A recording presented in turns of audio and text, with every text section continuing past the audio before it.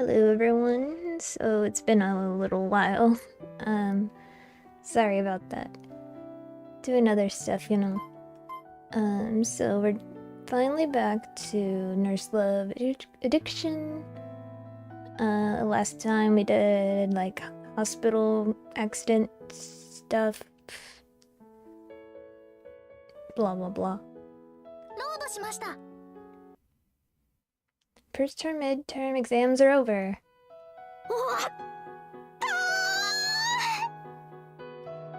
The bell sounds, and after collecting the final test papers, Ms. Ahara says a few words.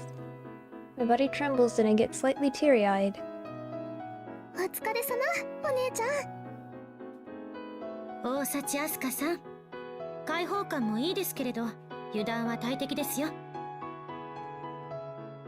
Miss Ahara says with her angelic smile that according to the test results, I may have extra lessons to attend during the summer holidays. Ouch. But I've made it through the long and painful first term midterm exams. At least for today, I won't allow anything to ruffle my wings of freedom.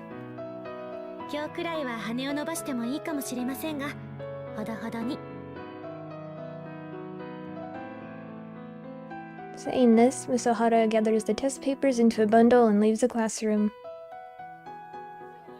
As if that were the cue, the classroom erupts with excited voices. I look at Nao. She's putting her pencil case away and preparing to go home. I keep my gaze on her.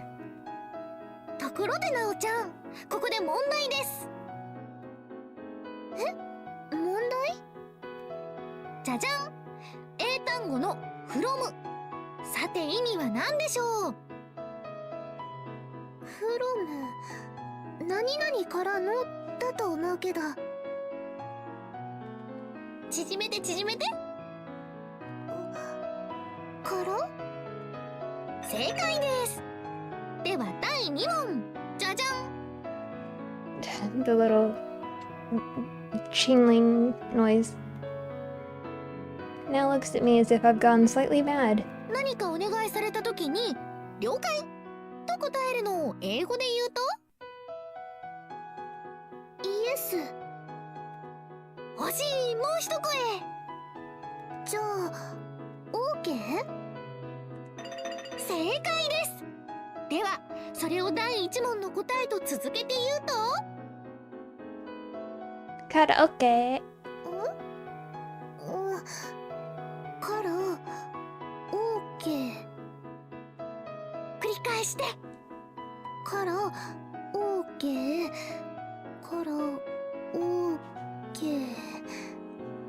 Karaoke.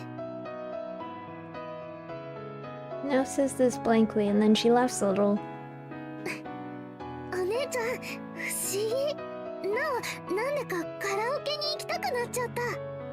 Subliminal messages.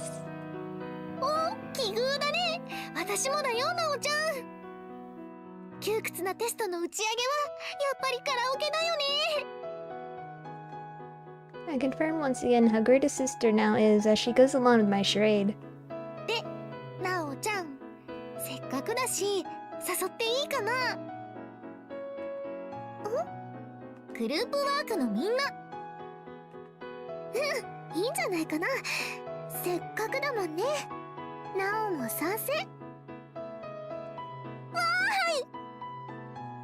And so I was able to receive Nao's blessing. First of all, I asked Machi and Michi, who are sitting a few seats in front of us. But... Oh.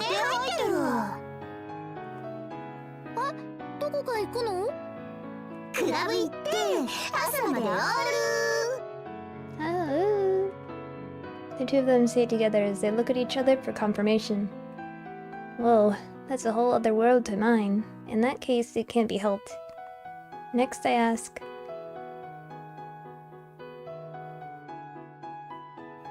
Karaoke? 一緒にどうかなーって。ほら、駅前の。へえ、いいね。乗った。そういう話だけど、咲夜さんはどうする？カラオケ？そうね。Our gazes fall on her and Miss Sakia thinks for a while. Just because she's a high-class girl, there's no way she doesn't know about karaoke. Maybe she has other plans. Karaoke. But if she has plans, then I would assume Miss Itsuki wouldn't be available either. Miss Sakia, who had lowered her gaze to her desk to think, suddenly lets out a light sigh. ええ、あまり歌うことに興味はないけれど、行きましょうか。やった！ I strike a small pose of triumph. いざ歌のトップ10ならぬ私トップ And I mean it.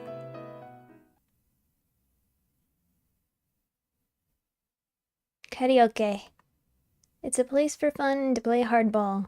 It's a place where the song and singer, yours truly, use the karaoke machine to clash in earnest. It's a heated battlefield.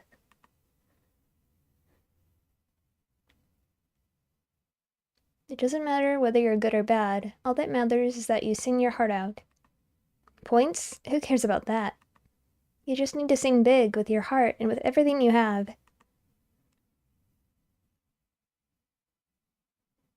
That alone will raise the singers, yours truly's, energy, open their heart and allow them to have fun.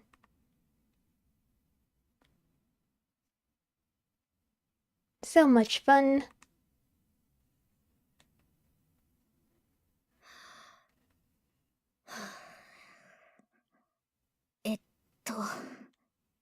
なんでこんなことに。 My voice trembles slightly. なんでこんなことになってるの？ほらアスカ、無駄口叩いてないで次の問題よ。待ってさくやさん、ここカラオケだよ。楽しく歌う場所だよ。知ってるわ、そんなこと。だったらなんで私テストの問題用紙広げてるのかななんて。決まってるわ、そんなこと。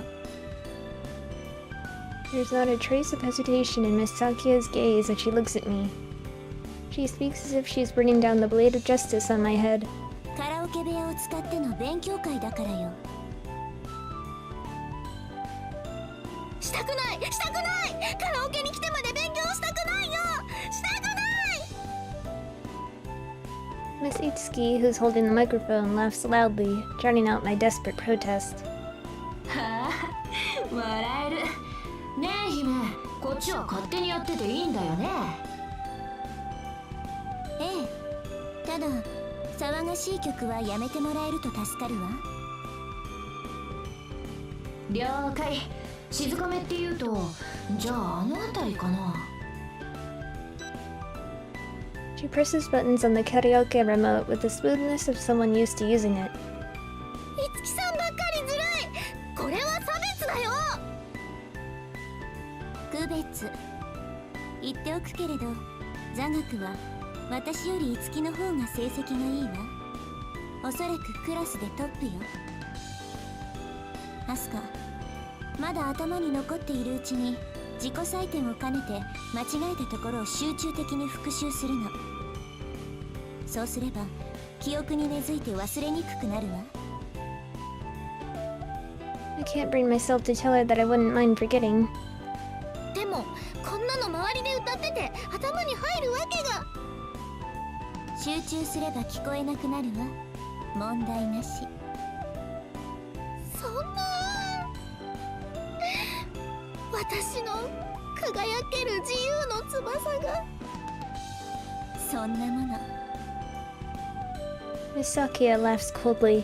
私がむしり取ってくれる。怖い。なんか背中痛くなってきた。冗談よ。普通に勉強会に誘ってもアスカは逃げたでしょ。ナオも甘やかしそうだったし。罠だ。罠よ。それが。Face. Miss Itsuki's hands pause halfway through choosing a song. 歌に興味がないと言いながら話に乗った時点で疑うべきだったと。そういうことね。ヒントは出したわ。あの場でそんな情報戦が仕掛けられてたなんて。 I quiver. さあ次の問題。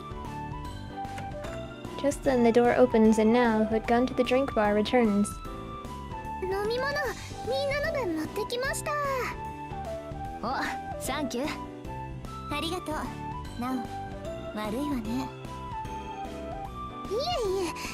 はい、お姉ちゃん。冷たい緑茶。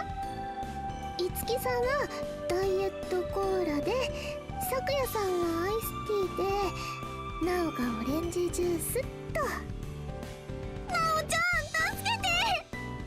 聞いたわ、アスカ。あなたは学校初日に姉自立計画を宣言したそうね。なおちゃんなんか根掘り葉掘り聞かれちゃって、なんてこった。まあカラオケでお勉強っていうのも気分転換にいいかも。よくないよ。転換は転換でも悪い転換だよ。お先真っ暗だよ。恨みこ続いだよ。はっは、難しい言葉知ってるね、抜け子。はっは。なんとでも言うのね。問題が全部終わったら好きなだけ歌っていいわ。終わる頃にはおばあさんになってる気がする。おばあさんになったお姉ちゃんか。きっと可愛いんだろうな。 She glows. そういうことではなくて、どれだけ時間かける気なの？姉も姉だけど妹も面白いな、大札姉妹って。どうもどうも。このままじゃカラオケに来て一曲も歌わなそう。歌いたいな。花木越え、あんた坂、恋酒場。演歌好き？歌いたいならさっさとこっちを済ませなさい。意地悪。 I say this with all the hatred and gloominess I can muster up from deep down inside me. But Miss Sakia seems unperturbed, totally fine, unyielding. In fact, she seems to be almost enjoying herself. She looks at me. 意地悪で結構。どうぞ好きなだけ嫌ってくれて構わないわ。私好きだよ、咲夜のこと。 Silence. あれ？ Did the energy in the room suddenly change? お姉ちゃん、咲夜さんは五木さんの彼女で。Miss Sakia doesn't say anything. 人の女家の相手がいる前で口説くってやっぱ面白いな、大札姉は。わあ、いや、そうじゃなくて。 Realizing what I'd said, blood rushes to my head. To top it off, I just called Miss Sakia by her name only, I think. Oops. そうじゃなくてね。友達としてっていうか、仲間っていうか。そんなこと分かっているわ。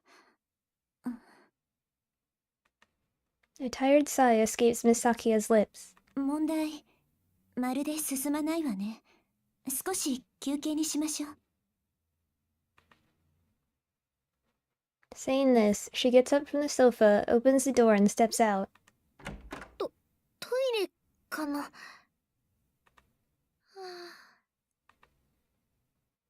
I stare up at the ceiling of the karaoke booth.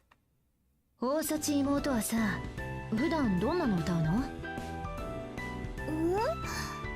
こだわりないよ。あ、お姉ちゃんとよくデュエットする。はいはい。咲夜さんは五木さんの恋人。分かってる。私の咲夜さんへの気持ちは、綺麗だとか大物だとか、そんなものへの憧れみたいなもので。そうそう。だから大丈夫。問題ない。 I must not think past that. なんで胸がちょっと痛いのかな。それじゃ続きしましょうか。 Miss Sakia returns 5 minutes later. As she enters, almost simultaneously, Miss Itsuki's requested song begins to play. It's heavy, powerful, and passionate. それじゃあ行くぜ。気候豪華ド派手王のテーマ、ドドドドド豪華絢爛来いド派手王。中止。チェ、いい歌なのに。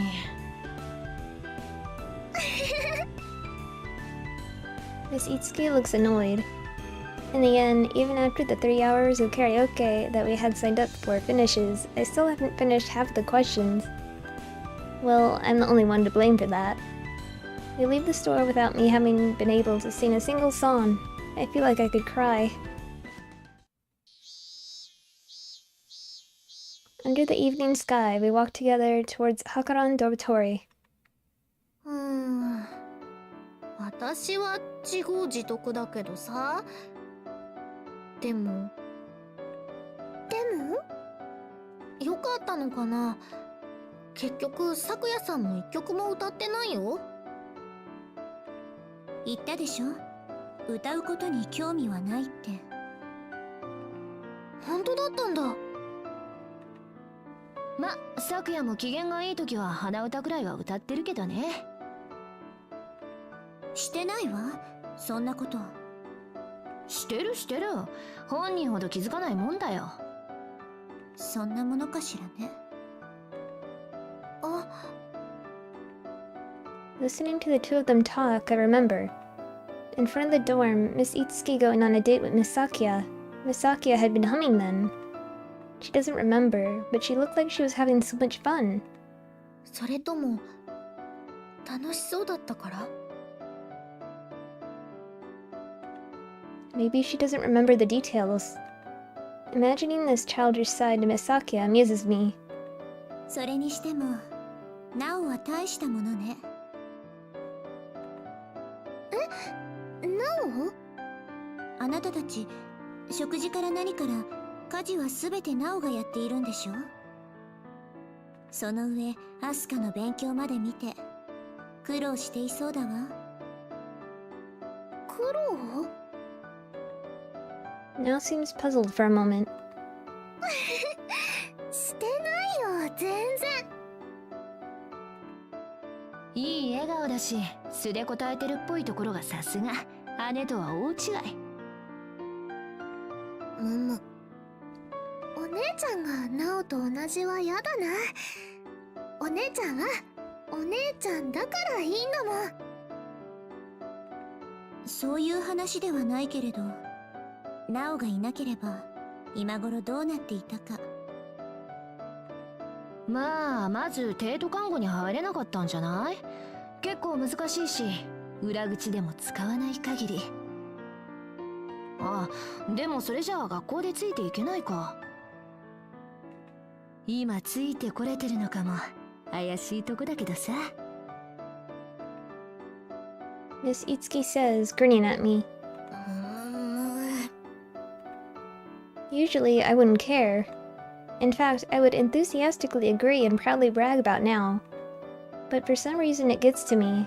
Perhaps it's because I didn't get to sing even one song at karaoke. Silently, I slowly bring out my smartphone and begin to tap on it. アスカ？ I open my photo folder. From amongst my photos, I choose the oldest one. I tap it with my finger. 今でこそこんな素敵かわいいナオちゃんですが。A single digital photo fills up the entire screen on my smartphone.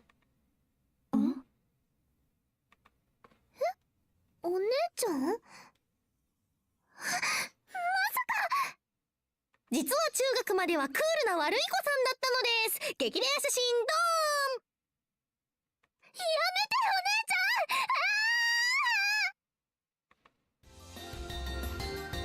ゃん！おお、これは。お姉ちゃんやめて！しまって！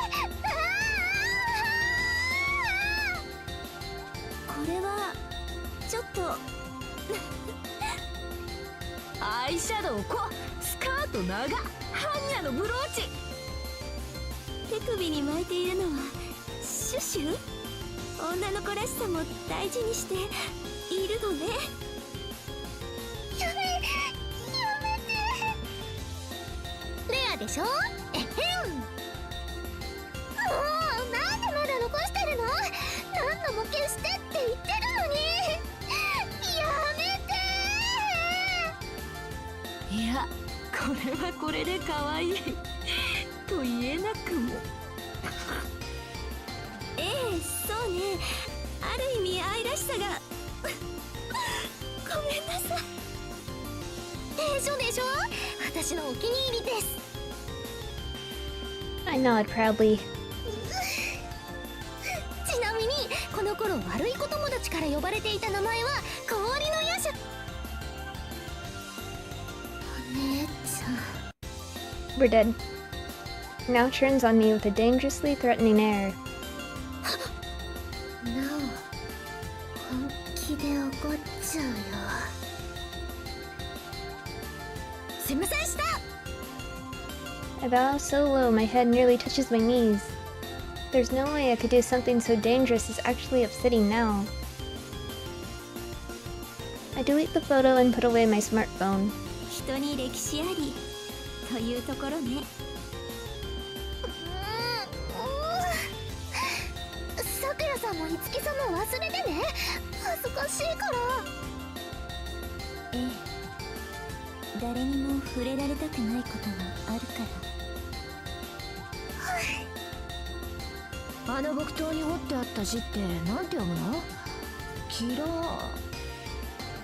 いつきさん。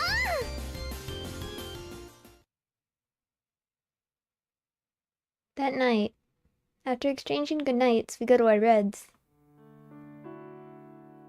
In bed in the pitch-black room, I secretly take out my smartphone and start using it. I open another super rare photo of Now, when she was still a first year in junior high. She's still dressed like a bad girl, but there's an innocence to her of having just graduated from elementary school. なおちゃんは消して消してって言うけどさ、消せないよ。 After all, this is also a very special memory for me.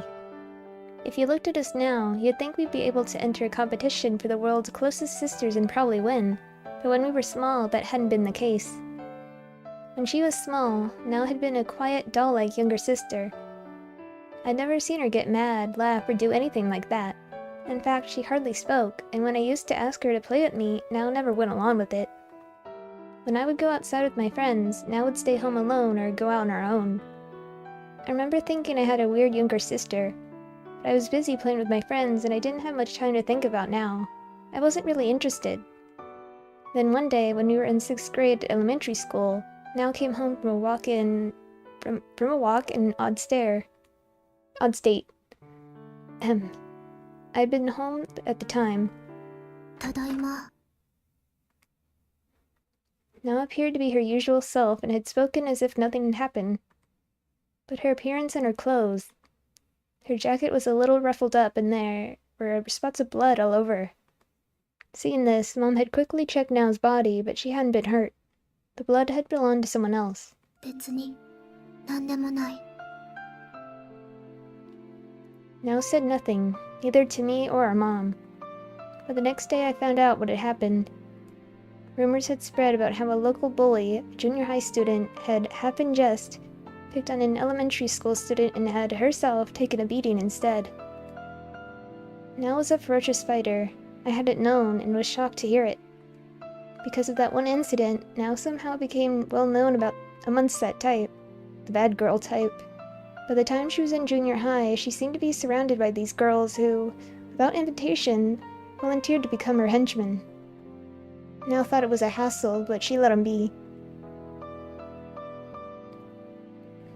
The photos in my smartphone were taken around that time. Now told me that her henchmen-like followers had practically forced her into that outfit. When you think of it that way, it could be considered something of a cosplay. One of her henchmen considerately, or probably just to brag, had sent that photo to me, her elder sister. In any case, Like that, now in junior high school had become a famous bad girl. Of course, Now was simply continuing to be the silent doll. It was just those around her who had decided she was bad. For me, Now continued to be the younger sister that I didn't quite understand. And then, the incident happened a little before summer vacation in our second year of junior high. Now was challenged to a fight by another group of bad girls from a different junior high. She'd received a text on her cell phone asking her to come to a certain place and fight. The reason why I know about this is because I had seen the text. On the screen of Now's cell phone that she accidentally forgot at home. I'd gone alone to that place. I don't think I had thought things over much when I'd gone. I'd gone to tell him to stop messing with my younger sister. I'd given no thought to what might happen to me. I thought everything would work out if I asked them. I was an idiot. As a result, I ended up upsetting the group of bad girls instead, and, well, they beat me to a pulp. I don't remember much of what happened after, but when I realized it, the bad girls had left and Now had come. なんでこんなことしたの？ Now said in a voice that wasn't like her usual self. In response, I said, だって私なおちゃんの I think I said something, but I don't remember what. I'd lost consciousness then.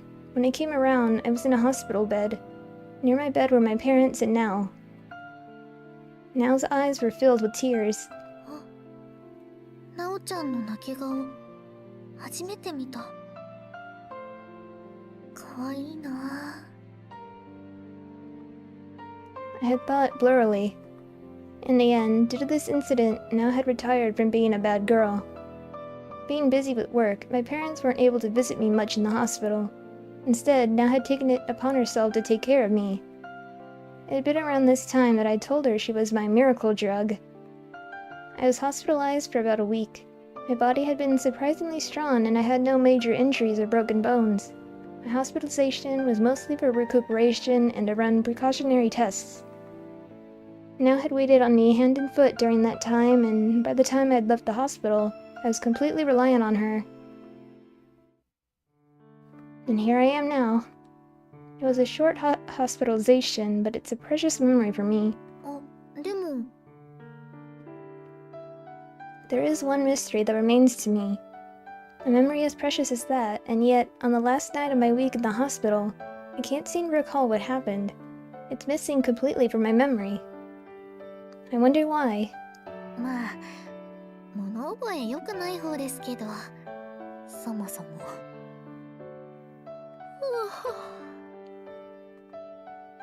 Gazing at the picture, memories blossom in my mind. I feel as if I'm drifting into a dream. I tap my smartphone and turn off the screen. I place it next to my pillow. Now all that's left is for me to sleep. お姉ちゃん起きてる？ Hearing Now's voice from her bed, I twitch in surprise. Did she know I'd been looking at the picture? 何？ねえお姉ちゃんあのねお姉ちゃん咲夜さんのことが好きなの？ Nell's voice is small and quiet, almost like her voice had been when she was younger. A voice that makes it hard for me to guess what she's thinking. Not waiting for my reply, Now continues. もしそうならなお応援するよ。 Now lobs a dangerous ball in my court. Hold on a second. Miss Sakia is Miss Itsuki's girlfriend. Now had been the one to warn me about that during karaoke. そんなことないよ。そう？そう。そっか。ところでお姉ちゃん。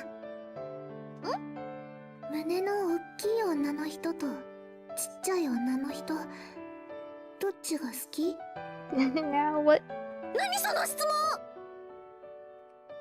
In my surprise, all traces of sleepiness leave me. どっちにも良さがあるんじゃないかなと。For some reason, there's a hint of dissatisfaction in Now's voice. Huh? Our conversation ends there. I say goodnight to her once again. With my sleepiness having escaped me completely, I draw my blanket up to right below my nose. The room is quiet, and from the crack in the curtain, I can see a single star in the night sky. そんなことないんだよ。眠れん。I can't sleep. My sister has me thinking about breasts. I mean, come on. It wasn't like I had been thinking of naughty things. It wasn't. そういや、咲夜さん胸大きかったな。I've been thinking of naughty things. I'm sorry.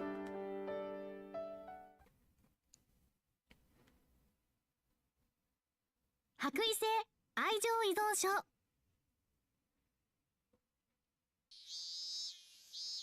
Burn. I can't help but think how incredible the sun's power to cook us is. Because that's really how it feels. Burn! The rays it gives off are so strong it's hard to look towards it. Its heat unforgivably roasts my skin. The day before summer vacation starts, Miss Ohara passes out a single paper to all of us during afternoon homeroom. I slowly turn my eyes towards the paper. Burn! 直視できない。 I involuntarily abort my gaze. お姉ちゃん。 The words written on top of the paper are summer vacation homework list. The fact that it's a list means that there's so much homework that, without it, it would be hard to keep track. Every time the homework had been announced for each different class, I had moaned about the amount. はい。これが皆さん1年生の夏休み課題一覧になります。 The classroom is engulfed with cries of despair. やだやだやだ。 Yada yada yada! Hearing their voices, I once again slowly glance at the paper. Burn! The rays it gives off are so strong it's hard to look towards it. Its heat unforgivingly roasts my soul's skin. 分かってはいたけれど、多いわね。確かに。If it's a lot for Sakya... Asuka... Miss Sakya uncharacteristically sounds nervous, although only slightly. But then she continues almost immediately. 面白い。受けて立ちましょう。受け切った。さすが。こんなの前半で終わらせちゃってさ、どっか遊びに行きたいね、姫。だから学校で姫は。 Miss Itsuki saying something completely impossible. Part of me wishes I could apprentice under her. 大丈夫だよ、お姉ちゃん。なおちゃん。こういうのは計画的にコツコツやっていけばちゃんと終わるようになってるから、なおに任せて。Now is as reliable as ever, but 計画的、コツコツ。 these words only serve to make me tremble. Just then, Now, who had been examining the paper carefully, seems to notice a specific point. なに？国試の過去問が入ってる。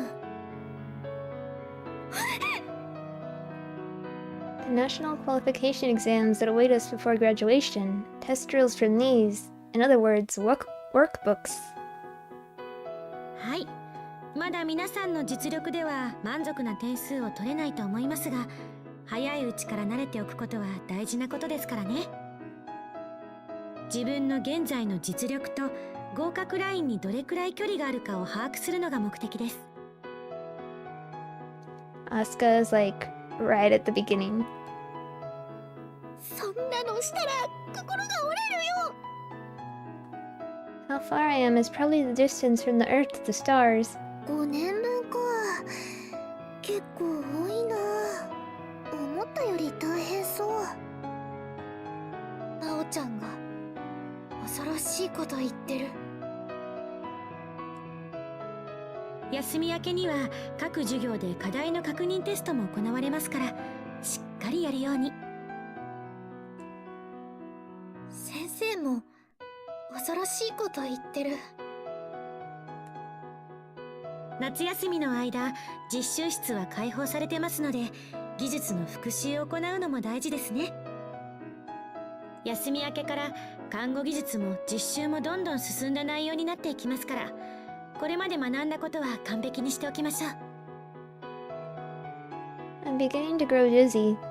先生は休みの間も学校にいますから、わからないことや困ったことがあればいつでも相談に来てください。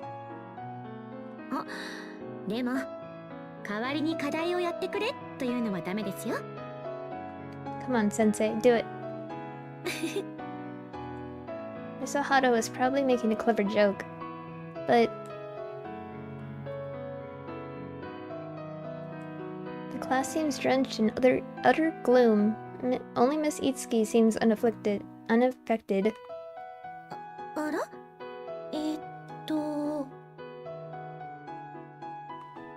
Miss Ohata seems flustered by everyone's response. Still, I'm happy that I can visit Miss Ohata whenever I want during summer vacation. And so,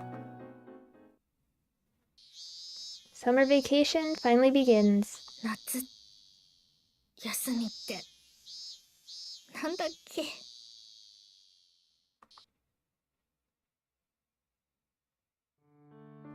Subject to the Jellyfish Club manager.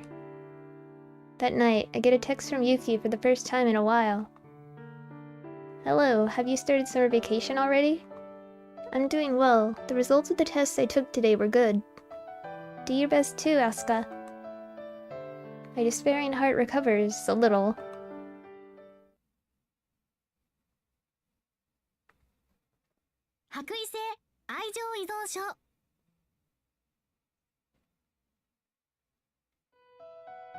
However, one night soon after entering the summer vacation, our Hakuran dormitory is placed in a situation that threatens to plummet my recovering heart into despair once again. A blackout! It happens as soon as night falls. It's already been 3 or 4 hours. To top it off, tonight is boiling hot. 暑い。 I stumble out into the hallway. Looking around, I see that other dorm students have done the same. It must be better than being in a room with no air conditioning. That had been my thinking, but it's really not that different. And as luck would have it, there's no wind today. Damn it. Homework? There's no way I'm doing it now. In fact, I vehemently refuse to do it. Yeah, Nukeko. Hearing Miss Itsuki's voice, I turn towards it and see Miss Itsuki and Miss Sakia. Both of them are in their nightwear. Well, I am too. こんばんは、アスカ。こんばん。妹は中？うん。平気なのか。暑さに強いんだ。逆、ぐったりしてる。なおちゃん夏が苦手なんだ。そう、今夜は大変ね。下冷え張ってうちわで仰いでてあげたんだけど、私が汗だくになっちゃって。へえ、姉っぽいことしてるじゃん。まあ日頃お世話になっておりますから。いつ復旧するのかしら。まったくだ。ちまちまレベルアップさせてたのが全部パーになった。 Mood. She must be talking about gaming. She seems to have so much time. 知らんがな。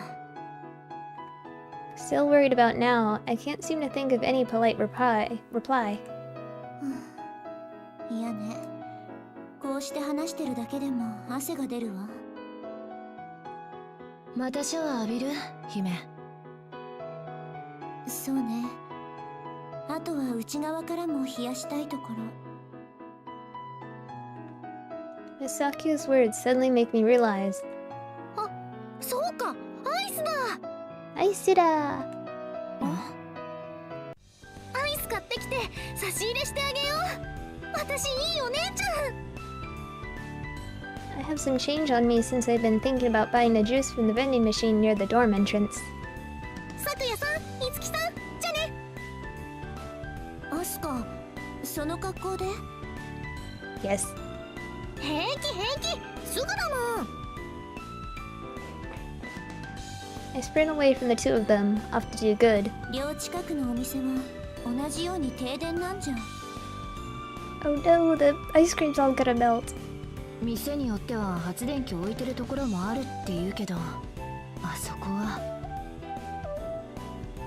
小さかったわよね。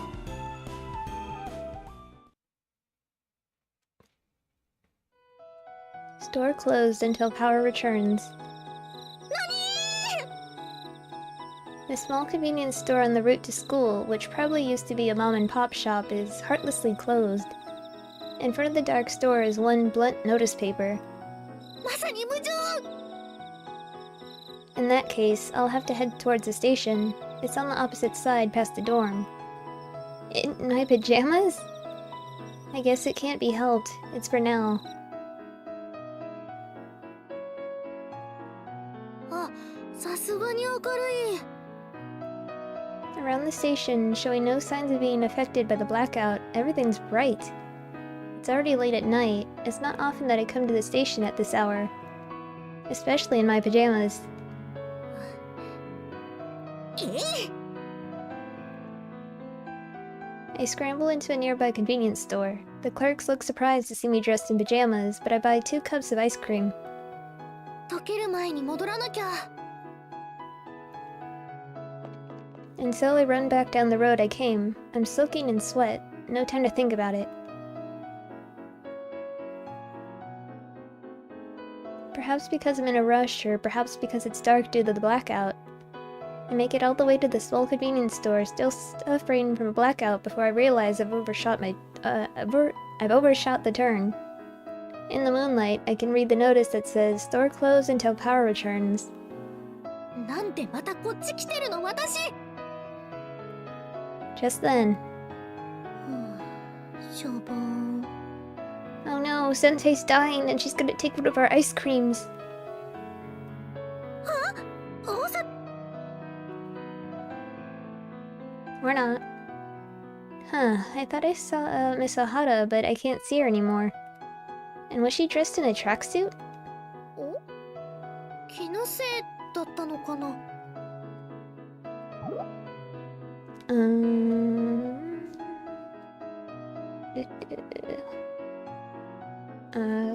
Where am I? Now's waiting for me. うーん。 I had halted for a moment out of curiosity when suddenly I recall my situation. アイス溶ける。急がないと。 Sorting out my priorities, I start running again towards the dorm. To be honest, I'm not sure whether my timing is superbly good or horribly bad. なんと。 By the time I reach the dorm, the power has returned. お姉ちゃん、おかえり。 Nell waits for me with a smile on her face. With the air conditioning working in the room, she drinks a glass of cold barley tea. She seems quite refreshed. Yes, I'm glad. Yes, ただいま。 In the plastic bag I'm holding are 2 cups of melted ice cream. お姉ちゃん、どこ行ってたの？ちょっとアイスを買いにね。まあ、もう必要なさそうだけど。もしかして、ナオのために？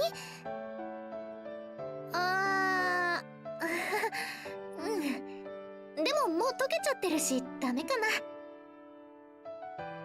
いいよ、もらう。そう？いやー、なんか恥ずかしいな、これ。 As Nell leans forward, I hand her the ice cream cups. They're vanilla flavored.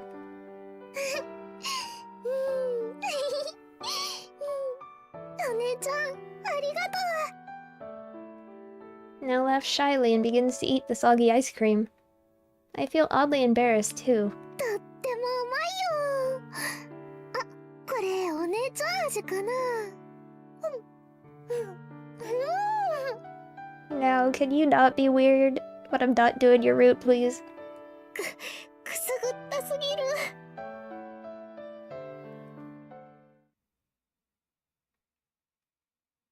You have your time now. A small incident that happened during the summer. また電話してる。I see Miss Itsuki talking on her cell phone in the backyard thicket of trees. This is a troubled look on her face. Remembering the various things that had happened the time she'd taken me to her lab, I hesitate slightly. A part of me feels it's best not to get involved. But I also don't want weird plans going on again behind my back. I'm lost for a moment, then in the end, I decide to secretly get closer. はあ？シナリオ通りじゃないって？ Miss Itsuki sounds perturbed. The script, she's definitely talking about Wizard Nurse Prima then. 企画シナリオは私。おいおい、ふざけんなよヒロミ。ちゃんとこっちが渡したシナリオ守らせろ。それがあんたの。まあいいや、ギャンギャン言うなって。分かってる、ヒロミが真面目にやってるのはさ。うん、そう。It sounds intense. I wonder if making games is difficult. スミカに言っとけ。私はラボのこと考えてるって。そう、プリマをいいものにしたいだけだよ。うん、じゃあ。Here, Miss Itsuki ends the call on her smartphone. いや、抜けこ。She casually raises her hand and walks out from the thicket. ひろみさんと電話？そう。シナリオ通りじゃないとかなんとか。ああ、スミカ。うん、ゲームの絵を描くやつなんだけど、そいつは私のシナリオを無視して勝手にやろうとしててさ。ヒロミが連絡くれたんだ。まあ問題ないよ。心配しないで。心配は一切してません。In fact, things not working out is a great positive for my own safety. せっかく公式レイヤーも確保したし、絶対成功させるからさ。いらないそのやる気。I put on an expression of defiance, but just then... I hear Miss Sakia humming. I look towards the entrance of the dorm and I see her there. She looks to be enjoying herself. あら、いつき？あいつ、何勝手に出てんだ。What, you owed her? I'm surprised for the genuine anger in Miss Itsuki's voice. いつきさん？と、悪い。昨夜夕べから夏バテ気味で休ませててさ。ちょっと調子良くなったからって勝手に部屋から出るなって言ってあったんだ。しょうがないな。私行くよ。じゃあ。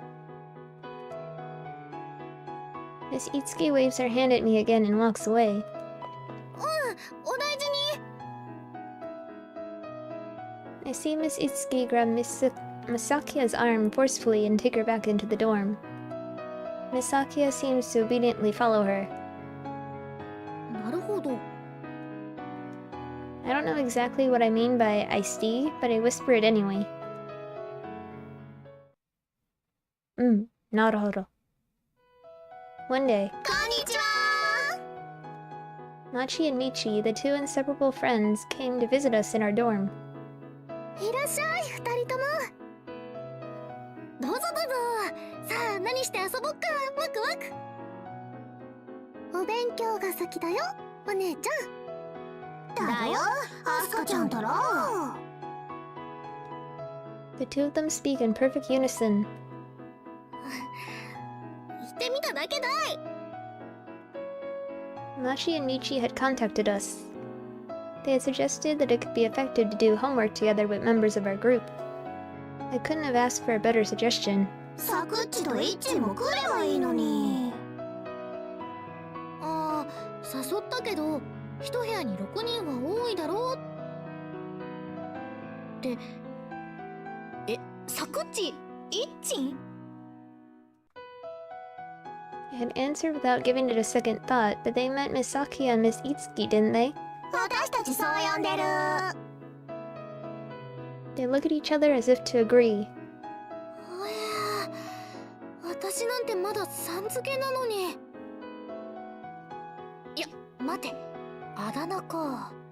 呼び捨てほどハードル高くなく、さん付けよりも親しげで。いいかもしれない。ねえ、サクッチって呼んでも何も言われなかったの？うん、笑ってた。さくやさん、あんまりあだ名で呼ばれたことなさそうだもん。嬉しいのかな。 Although, when it comes to nicknames, Miss Itsuki calls her a princess. That's a little different, more exclusive, but yeah, despite what she said before, apparently she doesn't mind nicknames so much now. 今度私もあだ名で呼んでみようかな。 My heart flutters. じゃあ、なおお茶入れてくるね。ありがとう。上の二人も休憩するときメールくれたら顔出すって言ってたし、頑張ろう。だね。サクッチ、さっちゃん、サクポン。お嬢様っぽいからサクリーヌ。あは、いいかも。 And so, although still not fully focused on homework, we begin our studying. Not more than an hour after starting our homework. Unable to maintain our concentration, we end up chatting in between study sessions. Our other group members, Miss Saki and Miss Itsuki, come up a lot in conversation. According to Machi and Michi, who love gossip, there are apparently a lot of rumors about them. One example, the reason why Miss Itsuki had not attended the opening ceremony was apparently because she thought it was a hassle to have to read the speech on behalf of the other students. ありそう。すごいありそう。それから。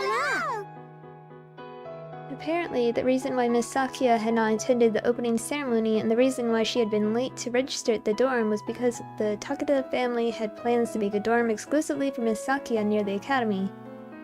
Miss Sakia had apparently been against this. ありそうかな。 I can hardly consider that to be the truth, but if she had meant what she said when we first met, 私の家の事情で学校に来るのが遅れたのよ。 and even if there had been no exclusive dorm, for the first time, I wonder what her personal family matters had been. As a high-class girl, she may have a lot of things she has to deal with. あとはアスカちゃんが。私もあるの？うん。The reason why Atsuka Osachi said she doesn't know why she wants to become a nurse. Apparently, it was because she couldn't say her true reason, which was that she loves seeing blood. 何そのホラーチックな噂。違うよ。でも覚えてないっていうのとどっちがマシかな。 Now, who had remained quiet until now, moving her pen across her notebook, suddenly raises her head. そういうのじゃないけど、噂ならナオも聞いたよ。資料室の泣き女。知らない。私も知らない。怖い話？かな。学校の七不思議みたいな。やめとく？聞きたい。 I hate scary stories, but I kinda like them too. じゃあ、学校のね、2階の端の方に今は使われてない資料室があるんだって。鍵がかかってて誰も入れないそこから夜になるとしくしく泣き声が聞こえるっていう。で、誰がいるんだろうって警備員さんが確かめに入ったら誰もいなくて部屋は空っぽ。ひゃー！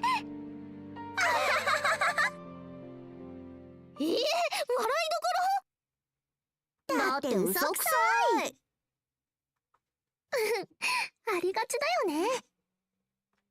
でもこの話ってね、実際にあった事故が元になってるんだって。なんかね、採血の実習で失敗ばかりしてた生徒が先生に自分の体で練習しろって怒られて。 What kind of teacher says that? 資料室でこっそり一人で練習してるうちに何度も自分の体に注射針を突き立ててこくり。 The room is dead silent. それでもうまくいかなくて、最後は針で動脈破って血が止まらなくて一人ぼっちで死んじゃったんだって。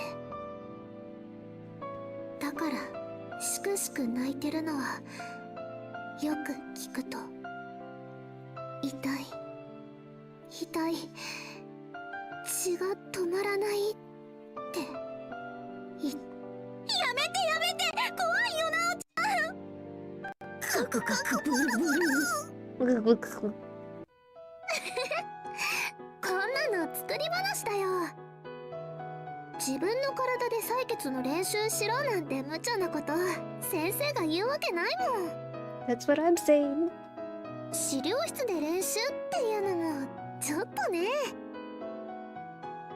そっか。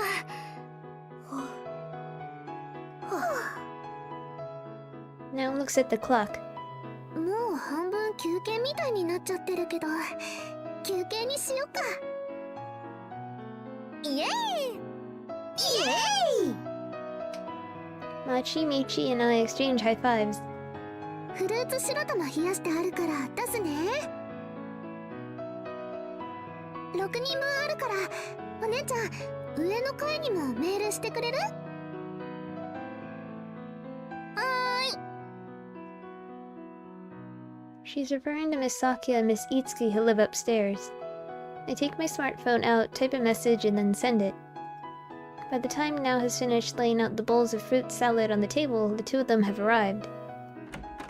やあやあ。お、まちみちコンビ。イチだ。 Machi and Michi both wave their hands in unison. Miss Itsuki cheerfully waves back. お邪魔するわ。はかどっている？さくっち、ヤッホー。こんにちは。アスカとナオも。本当にサクッチって呼んでる。それにサクヤさんも普通だ。 It might work for me, too. I gulp. Should I call her Saku like the two of them? Or maybe Sasa is more original? Or maybe I'll go all out with Sakulina. That's probably dangerous. アスカ？こんにちは、サクッチ。 Clever me for not taking unnecessary chances. She's glaring at me furiously. Why? That's so unfair. サクヤさん。なんでもいいけれど。 Miss Sakia lets out a sigh of exasperation. Call her whatever. じゃあ、サクリーヌって呼んじゃうぞ。 Do it. For practice, I try the name inside my head. ごきげんよう、サクリーヌ。わかった。バカにしているのね、あなた。上等だわ。 My future appears dark and miserable. へえ、美味しそうなもん並んでるね。課題、ちゃんとやってる？ Miss Itsuki says, gazing at the table. 抜け子がいるんじゃサボってばっかってことも。やってます。まあ、さっきは怪談話で盛り上がってたけど。怪談？夏の風物詩とはいえ、くだらないことを話しているのね。さくやさん、興味ないの？まるでね。非科学的でリアリティゼロの話をされたところで面白くもなんとも。乙女チックな詩はよく書くくせに。それは昔の話よ。もう書いていない。あれは卒業したわ。へえ。 Miss Sakia's face is bright red, a rare sight. ちなみにその詩集にタイトルがあってさ、花咲く夜半の調べってこっそり咲夜の名前が隠れてて。あ、凝ってる。ちょっと読んでみたいかも。あれは高校に入るまでの趣味よ。あんなノートもう存在しない。とっくの昔に捨てたわ。だいたいあれは散々。Saying this much, Miss Sakia suddenly composes herself and shuts her mouth. She clears her throat. そうじゃなくて、今は階段の話でしょ。私は怖くもなんともない。ふーん。じゃあ試しにさっきの話もう一回。さっきの？なおちゃんが教えてくれたんだけどね、すごかったんだ。今度は私が話すよ。お姉ちゃんポイントは抑揚だよ。学校の2階の端っこに使われてない資料室があるんだけど。ちょっと。で、それがでねってなって、でもこの話には元ネタが。いや、 A small muffled sound escapes Miss Itsuki's lips. っていうことがあって、その鳴き声は痛い、違う。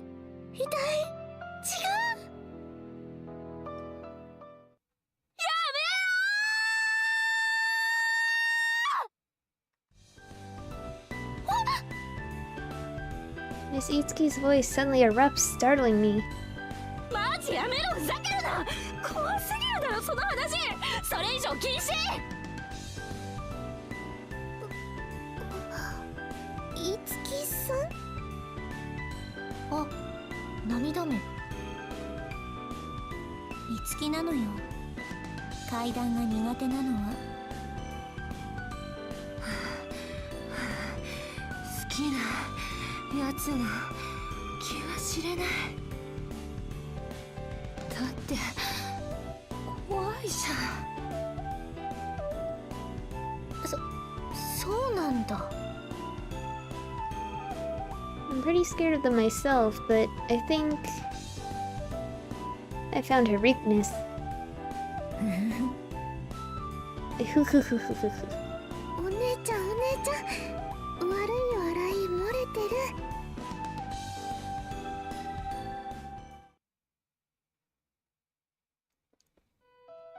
Then one day, いつきさんだ。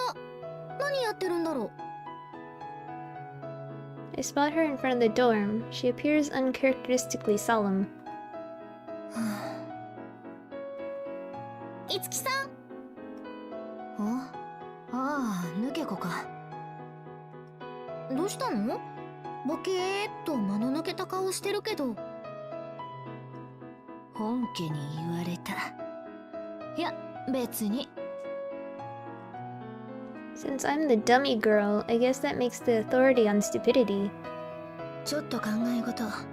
部屋にこもっててもうつうつするだけだしさ。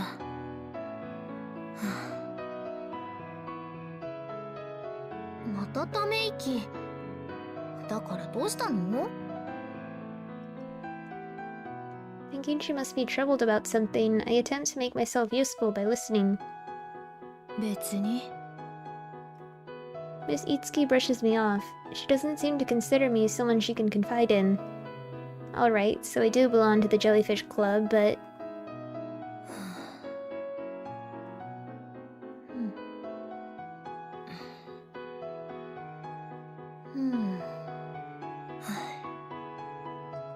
資料室。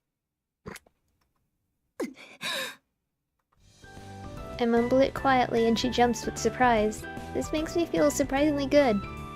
なんなの She glares. 別になんか無意識でポロッとね、口からね。 In fact, now I find myself whistling. あ、舌打ちだ。もし調子に乗ってまた資料室の泣き女を聞かせようとしたらただじゃおかない。あれどころじゃ済まない。何を何してやる。 Oh no, not this and that. だからあれって何って何？ Her voice is deadly serious. It may just be my imagination, but I almost even sense murderous intent there.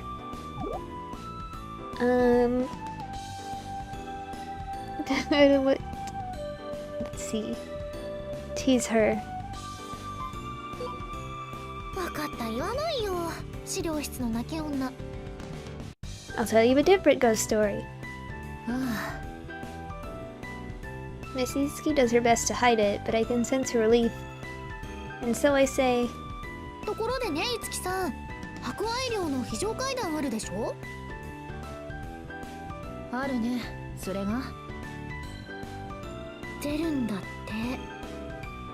非常階段の老婆って呼ばれる霊が。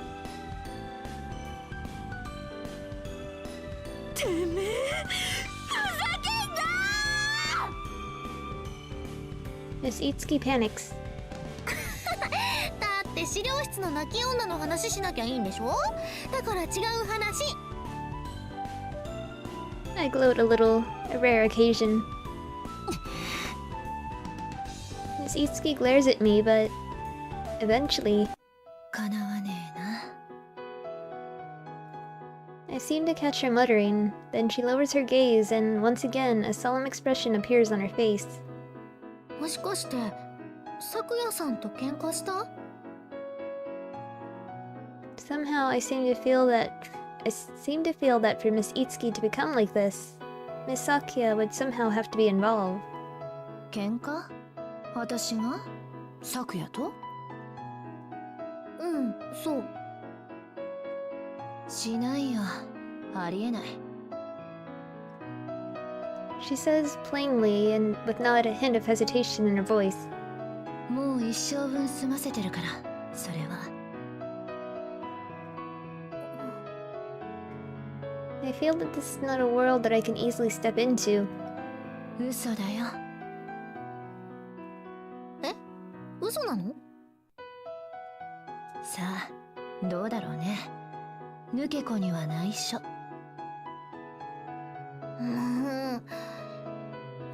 咲夜さんは部屋？今朝から実家。戻ってこいってうるさかったみたいだし。実家。 Miss Sakuya's family matters. Miss Itsuki probably knows about them too. わかりやすいね。はい？気になってるんでしょ、咲夜の家の事情。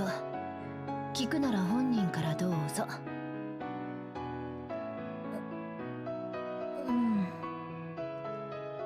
I nod, thinking that she probably won't tell me even if I ask. ああ、そうだ。 Miss Itsuki suddenly speaks, appearing as if she just remembered something off the top of her head. Something not very significant. 抜け子、明日空いてる？え？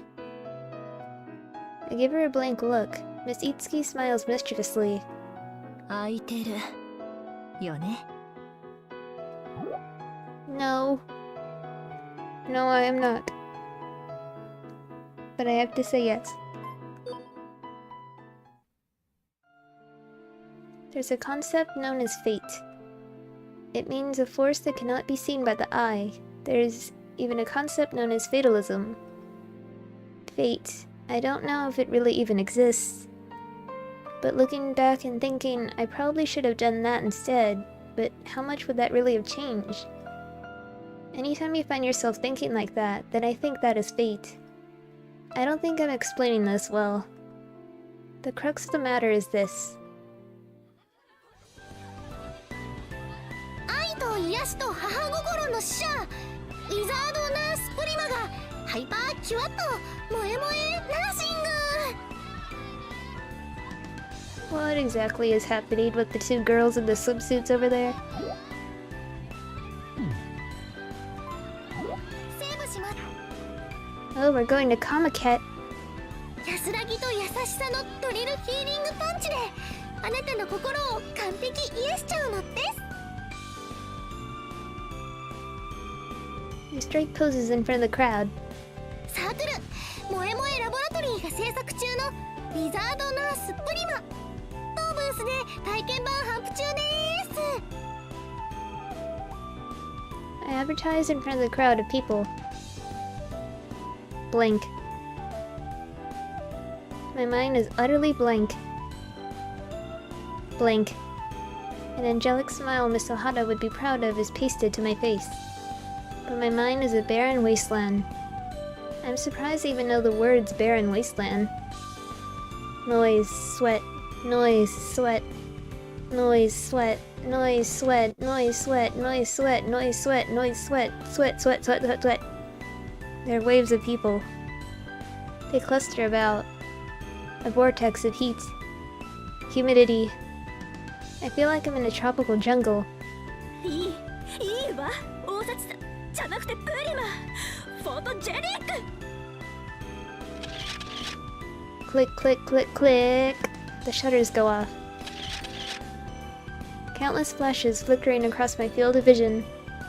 Miss Hiromi Sano seems in great spirits, and next to her, はいどうも体験版1枚500円お釣りが出ないようにお願いしますはいどうもあプリマにお触りは禁止ですよ握手会は後でやりますんでチケット入りの体験版1枚500円です握手会で Miss Itsuki sells the demo discs in high spirits. いやー無名のサークルでコミマに出たところでしかも完成版が落ちて体験版のみなんて来客期待できないだろうなって思ったけどさこんなに客が来るとは嬉しい悲鳴だね体験版有料で売るなんて今じゃ商業でもやってないわよよく文句出ないわねああヌケコのおかげかなサンキュー It's a great smile, and she's pointing it at me. This had been the cause of Miss Itsuki's concern yesterday. 私なんで受けちゃったんだろうこんなの I had told her honestly that I didn't have any plans today. Yesterday, remembering what had happened, part of me regrets not turning her down. でもきっともう一度やり直しても断れないだろうな I think to myself, コミマそうコミックマーチ略してコミマ I'm just gonna stick with Comiket, thanks. この国最大級って言っていい大規模な同人誌即売イベントであんたのレイヤーデビューほら前に言ってたでしょ次が本番っていやそんなのお言葉もし協力してくれたら何でもあんたの好きな質問に答えてあげる一個だけ She seems to look through me as she says this. なんでも好きな質問そうその答えには絶対嘘つかない約束するそれってじゃあ咲夜さんの家の事情って何なの Even a question like that. ぼーっとしてんだプリマアピール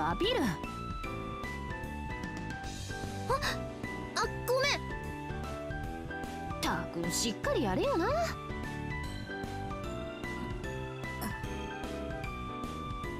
資料室の泣き女。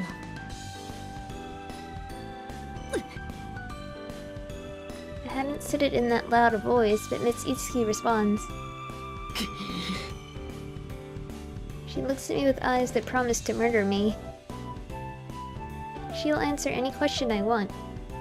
Even if I could turn the clock back, I'm not confident I could resist her proposal. But こんなやり方で聞いちゃっていいのかな。 such doubts remain. 今は考えない。やりきるのみ。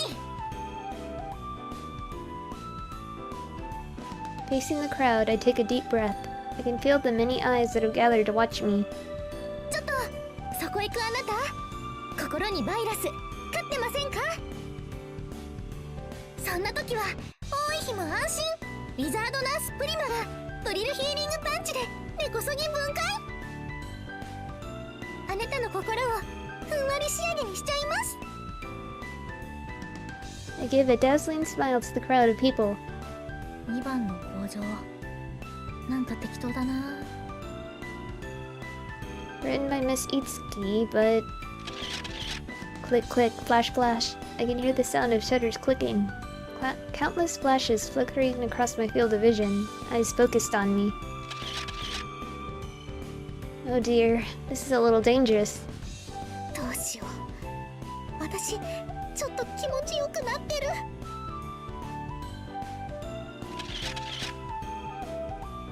The sound of shutters clicking, flashes flickering across my field of vision, eyes focused. The pleasure of being photographed. 本当に戻れなくなったらやばいよ。いいじゃん、それはそれで。心の声読まないでもらえるかな。 Just then, あれ、電話だ。 Miss Itsuki takes out her smartphone. よくつながったわね。どういうこと？このコミマ会場はね、幾万の来場者の欲望、妄想電波が服装を起こしていて、通常の電波が通じにくいのよ。よくわかんない。まあ、わからない方が幸せね。 Miss Itsuki talks on her smartphone with an expression of slight annoyance at the noise surrounding her. ああ、うん、そうだよ。だから遊んでるわけじゃないって。相手誰だろう。了解。夜にでもラボに顔出す。今はそう。じゃあ。スミか。まあね。やれやれ。 She looks a little disgruntled. As far as I know, the person called Sumika is the one creating the illustrations for the game and who refused to follow the script Miss Itsuki wrote. She might be the reason why Prima wasn't able to make it on time. よし、体験版だいぶはけたし。 As if to change the topic, Miss Itsuki says this and looks at me. 市場調査行ってくる。ぬけこ、会場があるのを付き合って。いいわよ。店番はこっちでやっておくから。やら。あ、プリマの格好はそのままで宣伝になるかもしれないし。すごく着替えたい。ダメ。すごく着替えたい。 I protest desperately. In the end, I'm still not allowed to change. I had expected as much. まあ、コスプレしてる人いっぱいいるし。 I say this to cheer myself up as I leap into the sea of all things Dojin. Noise, sweat, noise, sweat. よかったら見ていってください。ああ、このエリアはぬけこにはまだ早かったかもしれないね。はいどうぞ。どうも。 I bow. 監禁？薬物？催眠術ってこんな簡単にかかるものなの？ダメだよ、そんなことしちゃ犯罪犯罪！かおりちゃん逃げてー！ The name of one of the characters. こんな、それは表現の自由の名のもとにあらゆる人間の欲が解放される宴。よくわからないけど、なんかすごいところっていうのはわかった。 Don't fall into it, Asuka. Noise, sweat, beep signals. Miss Hiromi, I see now. I see the currents everywhere. That evening, では撤収。 I advertise until the end of the event, and it appears we've sold out of all the demo discs. ヘロヘロ。お疲れ抜け子。まあこれでしばらくないから。途中からノリノリだったね。楽しかったでしょ。そんなことはないよ。 I sound vaguely unconvincing even to myself. Danger.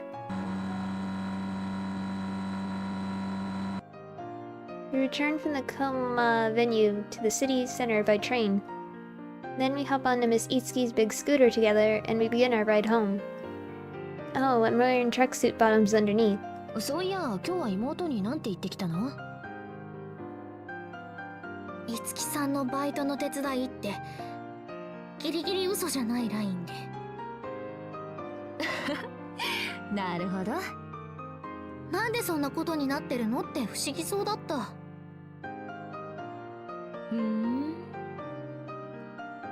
On top of that, now seem to be slightly unhappy about my decision. お姉ちゃん気をつけてね。いつきさん、お姉ちゃん狙ってるかも。 I guess you could call her intuitive. 質問決まってる？え？好きな質問1個だけ嘘なしで答える。そうだね。 I react in a way that almost seems as if I'd forgotten, but the truth is that it's remained there the whole time in the back of my mind.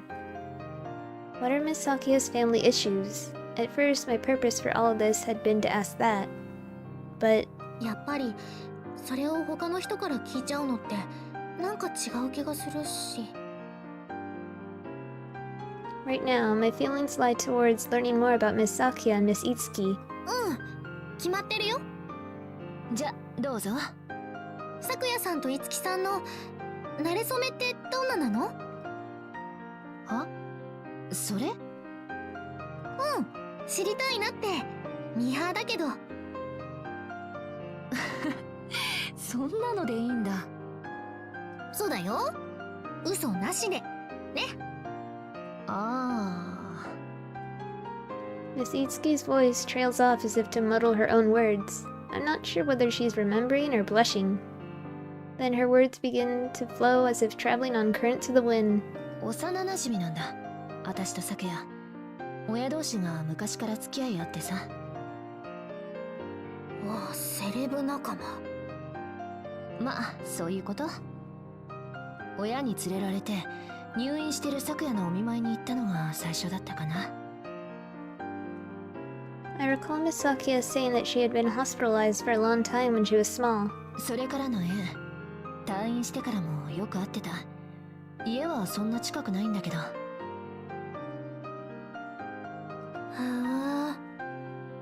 好きになったのはこっちからでさ。わあ。 She says it so casually, I feel my heart skip a beat. 中学に入ってから告白したんだけど、見事に振られた。うわ、いつきさんが振られるんだ。何それ、そりゃ振られるよ。ほら、咲夜硬いし。でも諦められなくて、アタックしてアタックしてアタックして。おお。我慢できなくて無理やりやっちゃおうとしたこともあった。わあ、やるって？既成事実作っちゃえばいけるかなとかさ。でもすげえ抵抗されて。Itsuki, what are you doing? そりゃそうでしょ。ベッドの脇にあった裁縫用のハサミで肩刺された。まだ後あったかな。ハードすぎる。で、付き合うようになった。終わり。You forced yourself. Okay, you forced yourself onto her. She stabbed you, and now you're dating? Huh? 待って待って。なんでそうなるの？飛躍しすぎじゃん。It's not even a matter of abruptness. The end sounds like something out of a completely different story. いや、笑いどころじゃなくて。でも事実だからしょうがない。オッケーしてくれたんだもん。だもんって可愛く言われても、本気が伝わったとかそういうこと？さあ、そこは姫に聞いてよ。あ、姫。昔はずっと姫だったんだけど、高校に入ってから学校では呼ぶなとかうるさくなってね。最近じゃあバラバラ。まあ本人呼ぶときは今でも姫が多いかな。それっぽいでしょ？すごいわかる。I agree fervently. I have never met anyone more like a princess than her. まあ昨夜、もともと好きなやつがいたんだ。そりゃ振られるよ。そうだったんだ。でももう吹っ切って今は私のことが好きって言ってくれてる。昨夜さんが好きだった人。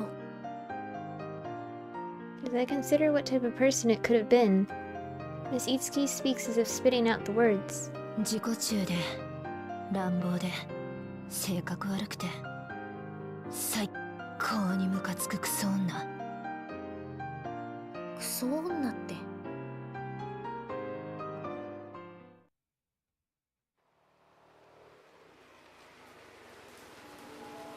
They arrived back at the dorm. それじゃ抜け子、妹にもよろしく。また。 After I say see you next time, I realize how it might sound like I'm on board with Prima. I panic. 違うから。Miss Itsuki's grinning widely. Damn it. お姉ちゃんおかえり。大丈夫だった？ No, I'm not alright. ただいま。なんとか低層は守りました。はあ、よかった。もう心配で。いやいや冗談だよ。いつきさんもそういうんじゃないし。That being said, it seems that she did once attack Miss Sakia, though. なおも冗談。制服着てするお手伝いって言ってたけど、どんなの着たの？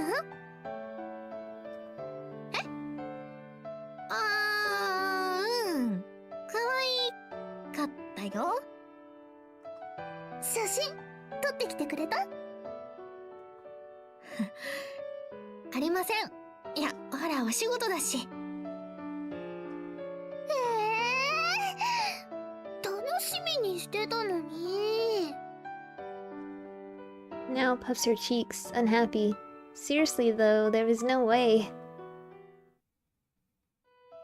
That night, inside my bed, I receive a text from Miss Itsuki. It says, "Look, this is followed by a URL for a webpage. I hope it's not some weird site." 恐る。I tap the screen on my smartphone and the site is displayed. 10 cutest cosplayers seen at this summer's Kamama. And amongst them... 私だー！お姉ちゃん？ What a terrifying turn of events.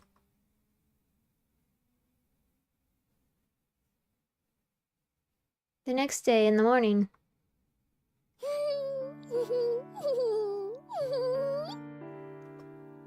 I can hear Now's cheerful humming coming from the kitchen. She's in the middle of making sweets. Now always seems to be having fun when making sweets.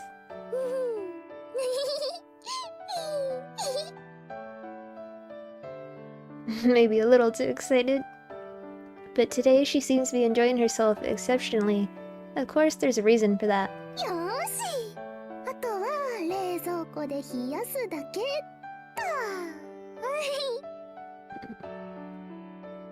Now emergence from the kitchen.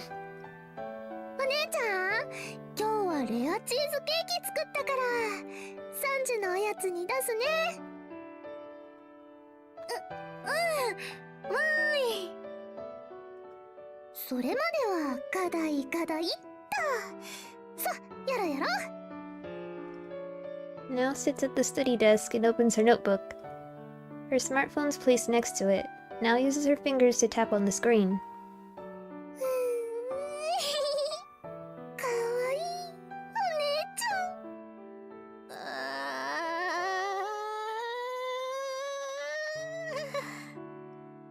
My photo is plastered onto the screen of Now's smartphone.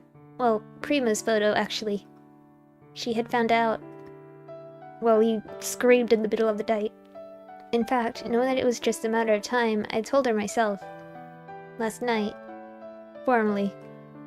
She was a little mad that I hadn't told her from the start. なおちゃん？なーに？お姉ちゃん。 Now gives me a fantastic smile. その写真、スマホから消してもらえるとありがたいかななんて。 It's gonna be on the internet still. なんで？こんなに可愛いのに。もう、なおもそこに行って撮りたかったよ。いや、ほら、やっぱり恥ずかしいし。お姉ちゃんがどうしてもって言うならなお考えるけど。お姉ちゃんもスマホからあの写真消してくれるんなら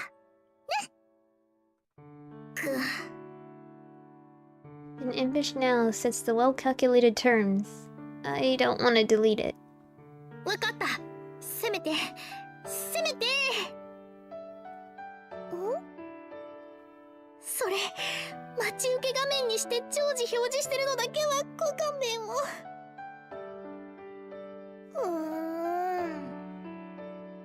Now listens, albeit with some disappointment. Phew. でもかわいいなあ。こっちの写真もかわいい。実物見たかったな。 I'll admit, I am a little flattered. Nell's cheeks are rosy-colored as she gazes at the photos she collected off the website. いつきさんに頼んでみようかな。でも代わりを作っちゃうのはな。 Muttering this, Now taps away on her smartphone. Is she trying to collect even more photos of me off the internet? This is so embarrassing, I can't take it. やめて。 I cry out inside my heart. これもかわいい。こっちも保存。私、大原先生に質問あるからちょっと学校に行ってくるね。はーい、気をつけてね。 Now gives me a fantastic smile. And I run out of the dorm. アスカ。 I run into Miss Sakia in front of the dorm.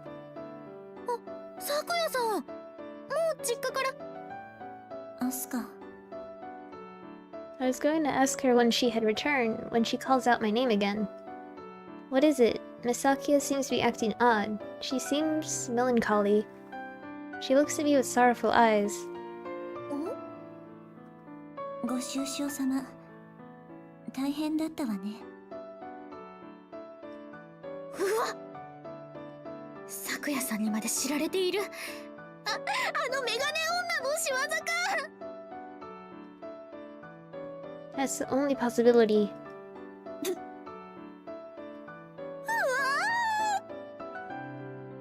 I'm filled with agony. But wait a second. From what I heard, Miss Sakia was made to dress in cosplay as well. We're both survivors of the same trauma then. I observed the expression on her face carefully. ご愁傷様は昨夜さんも同じなんじゃ。Miss Sakia freezes, as if time itself has stopped. Then, やめて。それは言わないで。 she staggers weakly. 思い出したくもない。あれは Her face is pale. この世のものとは思えない体験だったわ。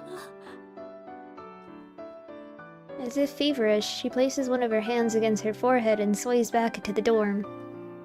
I wonder if she's alright. 根深そう、トラウマ。言わない方が良かったかな。 Oh well.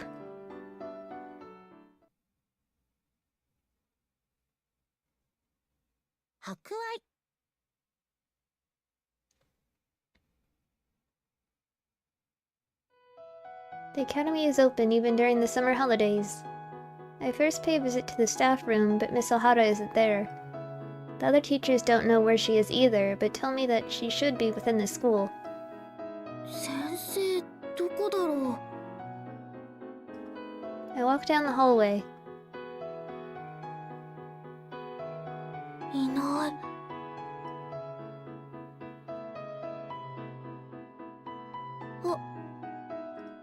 I realize that I'm at the corner of the hallway on the second floor. I see the door with the sign Archive Room on it. There's no sign of anyone in the hallway, and all is quiet. Deadly quiet. 資料室の泣き女。あ、ドアちょっと開いてる。 Plot twist, it's Sensei. According to Now, the door is usually always locked. I cannot take my eyes off the archive room door. From the crack in the door, it's like... 誘われてるみたいな。 セ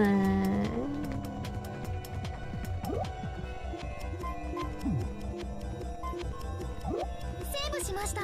Okay, so we're gonna do Now's route. So... open the door. I involuntarily swallow. I find myself sliding the door open. うわ、開けちゃった。ごめんなさい、ごめんなさい。悪気はないです。呪わないで。 The archive room is empty. There's no sign of anyone. お？ It's empty and quiet. 恐る恐る。 I step inside the archive room. It had taken all my courage to take that one step, but once I'm inside and looking about, there really isn't much to the room. And there's no sign of the crying girl. いや、そりゃね、そんなのいるわけないって分かってたけどさ。ははは。 Ha ha ha! My initial nervousness and my relief combined to create an unnatural laughter in my throat. うん、階段の正体なんてこんなものこんなもの。ま、私にかかればね。 Just as I say this boastfully, suddenly my eyes are drawn to the floor of the archive room. A specific point on the floor, around in the middle of the room. あれ？ One specific point on the floor. There's a tiny, tiny water puddle. No, to call it a puddle would be exaggerating. More like a collection of water drops. As if... と。 as if someone's tears had fallen there.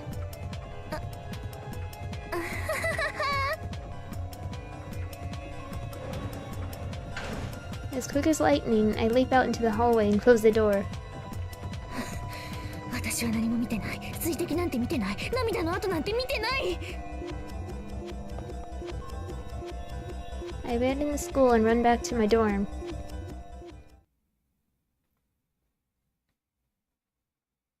白衣性愛情依存症。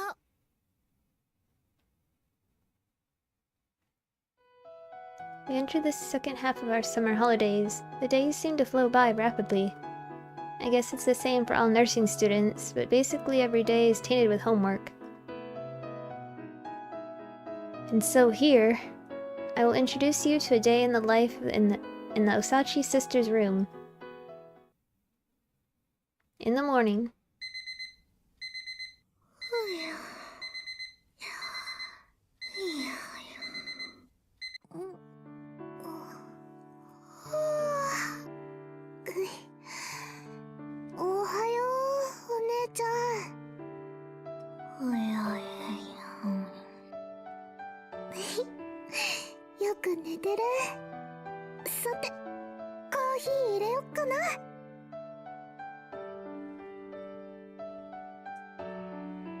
At noon.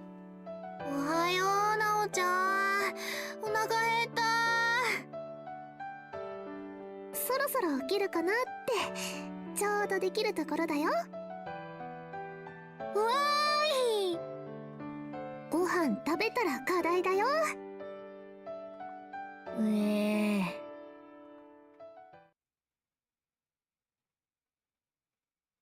In the evening.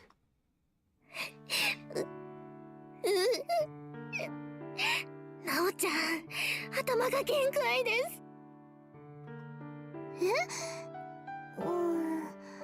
ちょっと予定より遅れてるけど。ここまでにしよっか。やった。じゃあ、お散歩がてら駅前まで夕食のお買い物に行かない？賛成！アイスアイス！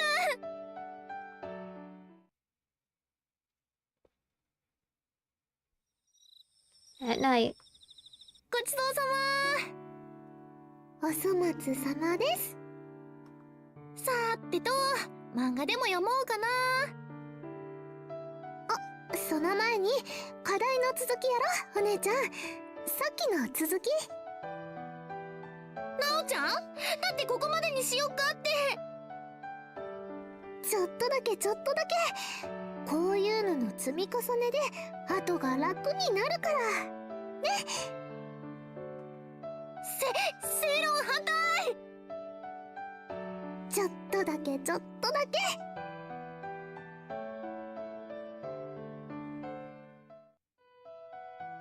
At midnight. おやすみ。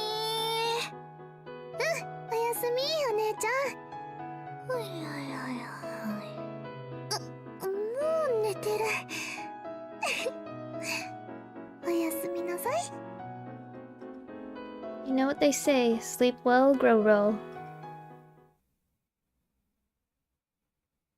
And from here, as I'm sure many of you are curious, I'd like to introduce you to a day in the Takeda and Amado room, at least as far as I know from what they've told me. In the morning. セーブ。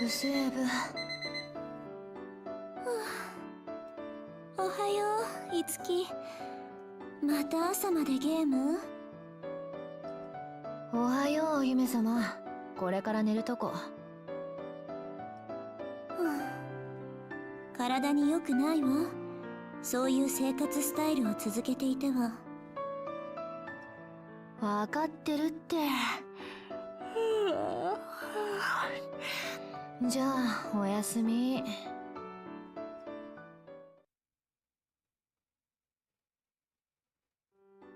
At noon.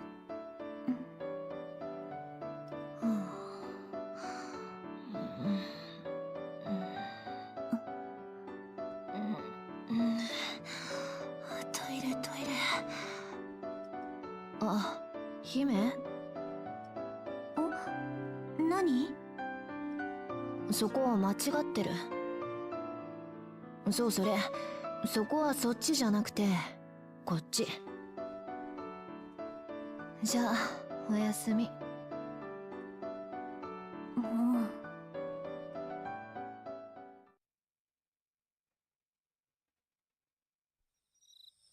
At evening and night. いい話ね。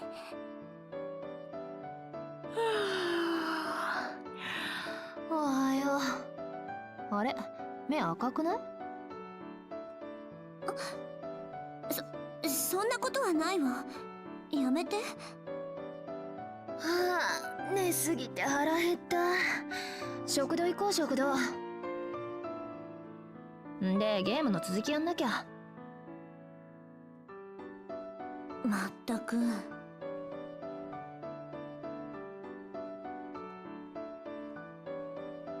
At midnight. くそ、まだ勝てないか。やっぱスキルの組み合わせは。いつき、私はそろそろ休むわ。あなたは？あとちょっとだけ。そんなことを言ってまた朝まででしょ。そのうち体を壊すわ。ほどほどになさい。わかってるって。仕方ないわね。おやすみなさい。おやすみ姫。今宵もいい夢を。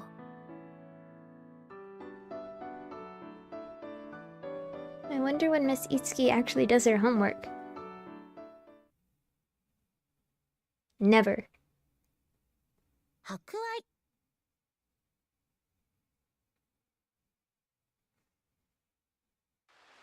I'm being called. 海だ。I'm standing on the beach. Swoosh, crash. The sound of the waves as they crash and retreat calls to me. Swoosh, crash. The never-ending sound of the sea. 何で聞いたんだっけ。Swoosh, crash. 人間の体は 60% 以上が水でできていて、人は体に海を閉じ込めてるようなものなんだって。テレビかな。The larger sea calls to the smaller sea inside of me. あ、これ夢だ。I suddenly realize. It's rare that I realize I'm dreaming, not that knowing changes anything. I simply gaze out at the distant horizon and listen to the sound of the calling waves. 海は広いな。大きいな。Just then, from behind, I hear someone calling to me. 誰？ I turn around.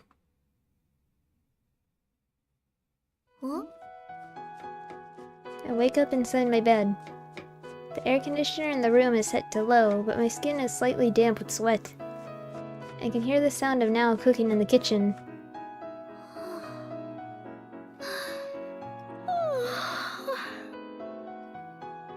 I get up and stretch fully. それにしても実習着で海って、私真面目か。I hadn't thought anything of it in the dream, though. Thinking back, though, I reflect on its surrealism.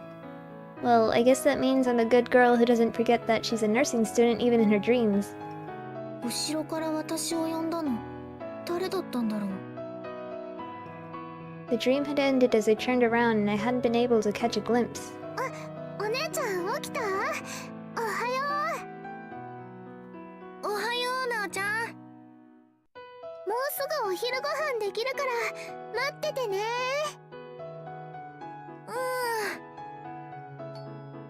The doorbell sounds. 誰だろう。お姉ちゃん出てもらえる？はーい。I get out of my bed and walk to the door. は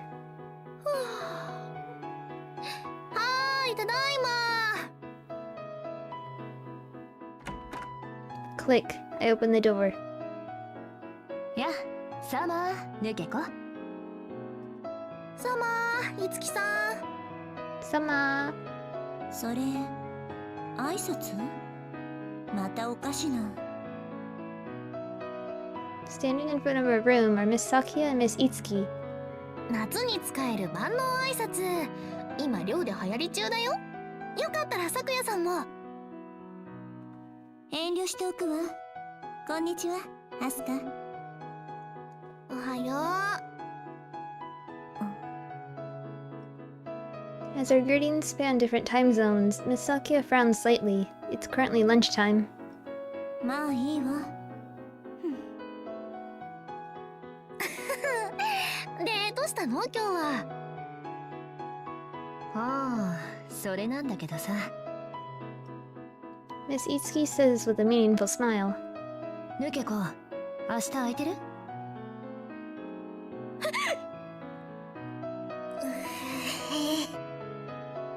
？Warning. 違う違う。あんたと大幸妹もさ。もし明日空いてたら。Itsuki glances up at the sky. 海、行かない？ My answer is instantaneous. 私たちと一緒にって早いなおい。ちょっとちゃんとナオとも相談して。課題の進捗もあるだろうし。ナオちゃんも行く。 I mean, this is the seaside we're talking about. And it's summer. And this is the seaside we're talking about. お姉ちゃんどうしたの？さくやさん、いつきさん。サマー。サマ Sama. ー馴染んでる。サマー、さくやさん。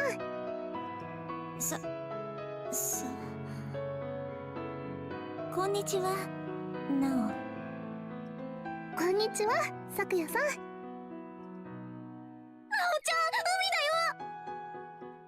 ゃん、I tell her enthusiastically. 海だよ。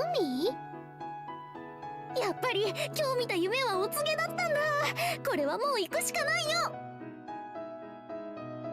夢？ Yes, I'm sure it's summoning me, the freedom of the sea. It's telling me, Asuka, you work so hard all the time. You should take some time off to let loose. Come to me and let's have fun. That must be what the dream meant. なんてこった。やっと。 My voice quivers with joy. Yes, finally. そういや大幸姉妹って実家帰ってないの？誰もいないしね。両親仕事で海外に行っちゃってるから。へえ。でもさくやさん、何かしら。まさかこれ海で勉強会ってオチじゃ。何言ってるの？海で勉強会なんておかしいでしょ。カラオケで勉強会だっておかしいやい。純粋なレジャーよ、いつきの提案で。ああ、そういうこと。はあ、それじゃ何の心配もなし。なおちゃん、課題も大丈夫だよね。うん、そうだね。順調っていうか、ちょっと余裕あるくらい。お姉ちゃん頑張ってるもん。 It really pays to have a plan and stick to it consistently. I think smugly. I'm the best. では改めまして、ご本。 I clear my throat. Yes, finally. 夏休みが来たいや、もう始まって2週間以上経ってるけど。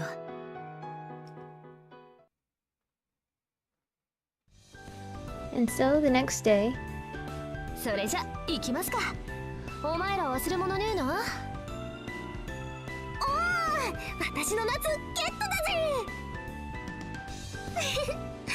お姉ちゃん楽しそう。昨日わざわざ水着買いに行ったもんね。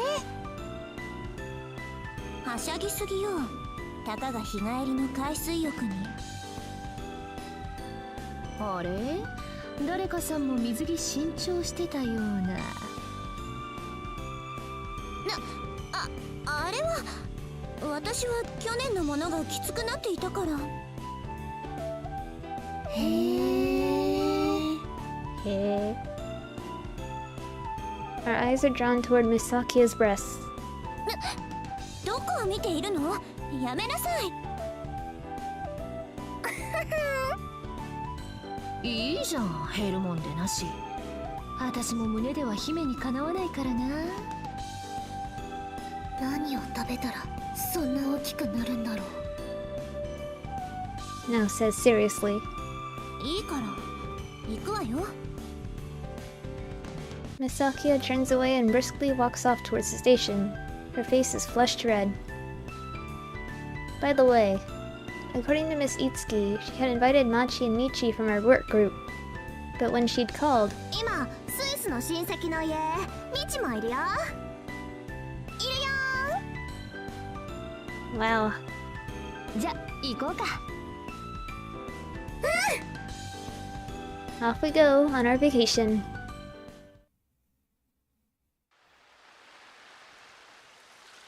And then, 来ました。じゃじゃん。 we're at the sea. There's so much sea, it could be mistaken for nothing else. I can't stop my heart from dancing. 場所取りしてビーチパラソル借りたら着替えに行くか。そうね。パラソルはナオとお姉ちゃんで借りに行ってくるよ。行こう、お姉ちゃん。イエスー、ナオちゃん。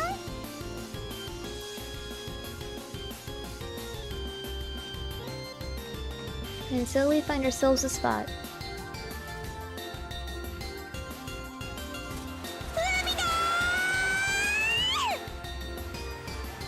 I'm the first to leap out of the changing room. I shout with delight. 足の裏熱い。くすぐったい。 The smell of the ocean and the burning sand. I discard my homework-filled days. Even the lazy jellyfish who swims in the small sea inside of me appears to be ecstatic today. This is freedom. 夢じゃないよね。 I feel such emotion rising within me. I mean, come on. I got the free. 今私は自由だ。 I'll admit I'm in high spirits. I must have been holding in a lot of stress from studying. Yes, I worked hard. I really have. As I start to feel emotional at my own efforts. はっちゃけてるね、抜け子。転ばないでよ。 Miss Itsuki appears. わあ、スタイルいい。 I catch a glimpse of her and the words tumble honestly from my lips. The smooth and graceful line of her body, yet she has curves as well, and although it may sound like a cliche, she looks like a model. I wonder if she works out. She looks awesome. 認めざるを得ない。あんたいい女だな。 認められた。抜け子も可愛いね。いやー、それほどでも。どうもどうも。 I blush a little. お姉ちゃん。 Next now appears.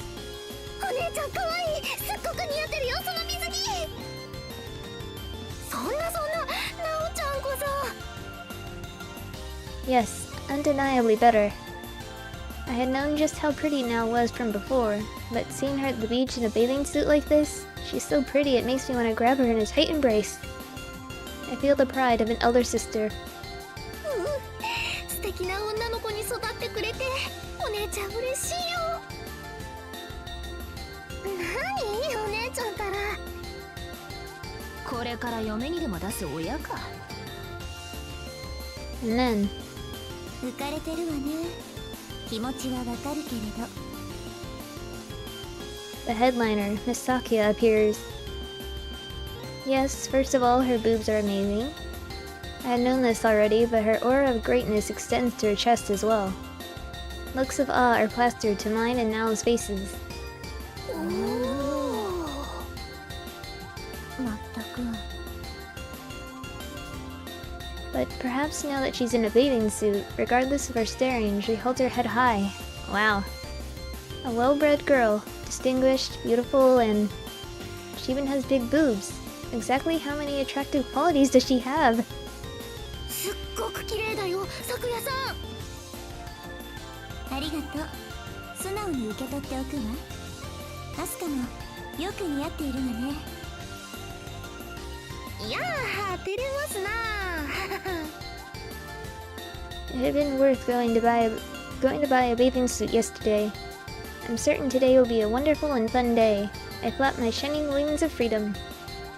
There's so many things I want to do. 泳ぐのはもちろんビーチバレーもいいしスイカ割りもしたい。なめんな、どれも抜かりなし。頼もしい。で、お昼は海の家のいまいち美味しくない焼きそば。それ、いつきも言っていたわね。海辺で食べる焼きそばは生焼けのキャベツの芯が入ってないといけないとか。夏の作法ってやつみたいだよ、咲夜さん。作法、なるほど。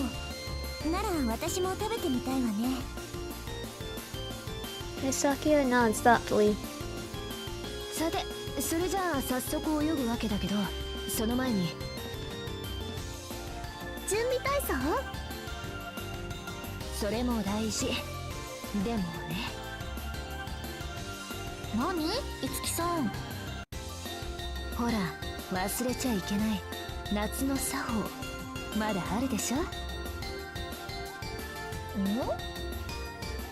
誰の水着姿が一番いいと思ったか、抜け子が選んで発表してみようのコーナー。何その無茶ぶり。 These kinds of things happen often to me, actually. なんで私が？だってあんたみんなの水着姿均等に褒めたじゃん。適任かなと。確かになおも気になるかも。なおちゃん？夏の作法なら仕方がないわね。咲夜さんまで。はい、異論なし。大丈夫大丈夫。人の女官の選んでも何にも言わないよ。ああ。今日はね、お遊びだし。Seriously though. I mean, don't all three of them look lovely? Don't they? I cry out to the blue sky. It's a cruel job to have to choose between these three. みんな優勝じゃダメかな。ゆとり感覚で。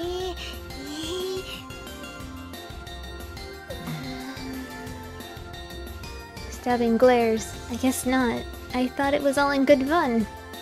さあ、選択肢を選んで好感度アップ。いや、意味わかんないから選択肢とか好感度とか。With nowhere to run, I think and think. じゃあ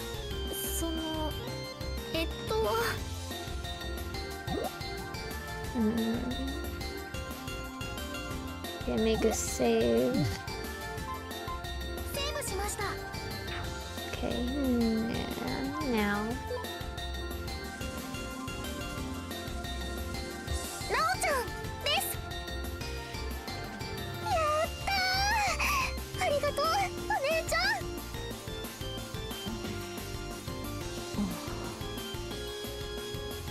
ん。You guys will have your turn. You wait. The atmosphere just got a lot more tense. Eek!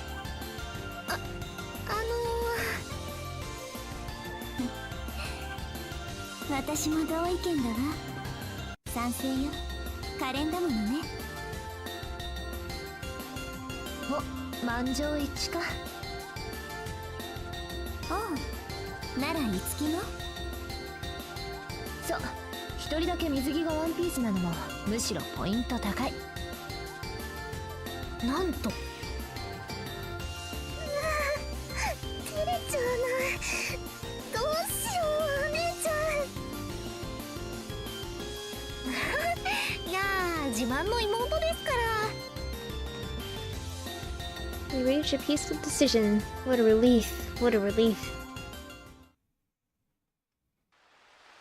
Until my 5th year in elementary school, I used to go to the seaside every year with my grandma.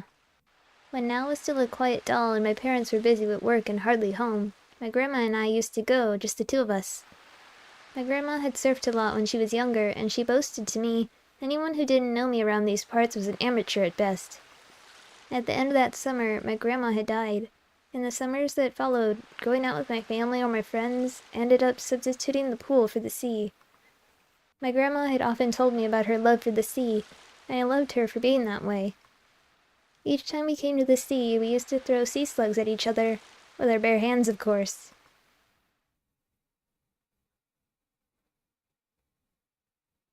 Swoosh, crash, I'm standing on the beach. 海だ。 Swoosh, crash, the sound of the waves seems to be calling to me. Swoosh, crash, the never-ending, continuous voice of the sea. あ、夢と同じだ。今はちゃんと水着だけど。 Swoosh, crash. I gaze out at the distant horizon and listen to the sound of the calling waves. That's right. In my dream, after this, お姉ち I hear a voice from behind me. Called, I turn around. Nell's rubbing sunscreen onto her body under the beach parasol. That's right, I haven't put on any yet either. ゃん。なに、なおちゃん。後ろ、手が届かないから塗ってもらっていいかな。ああ、うん、いいよ。 I answer lightly. Now holds out the bottle of sunscreen to me. ありがとう。じゃあ、お願い。ね。なお、肌弱くて、塗り残せないようにお願い。うん、任せて。 Nell's bathing suit is a one-piece, but the back is open, exposing most of her back. I squeeze out a generous amount of sunscreen on my hand and begin to rub Nell's back. Rub, rub.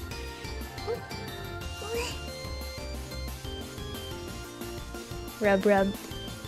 The occasional gasps that escape Nell's lips are a little... そ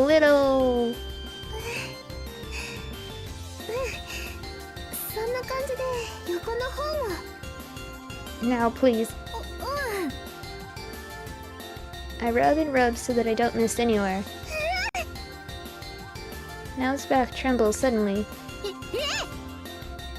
姉ちゃん、そこちょっとくすぐったい。なお、敏感みたい。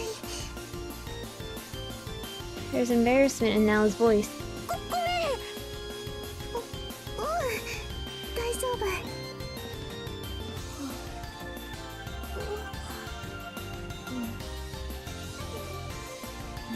なんだろう、この空気。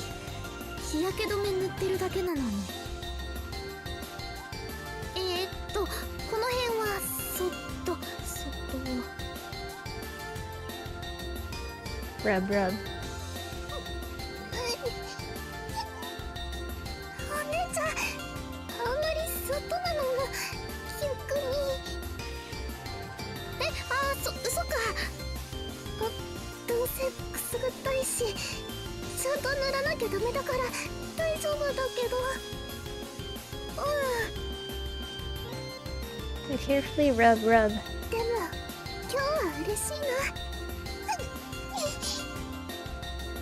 な。 Nell's back suddenly trembles. A gasp escapes her lips. お姉ちゃんと海に来られるなんて何年ぶりだろうね。プールばっかりだったよね。なんかなお、大自然って感じちょっと苦手だったけど、やっぱりいいな。ほのぼのトーク中になんですが。なおちゃん、息がエロいです。 I know, right?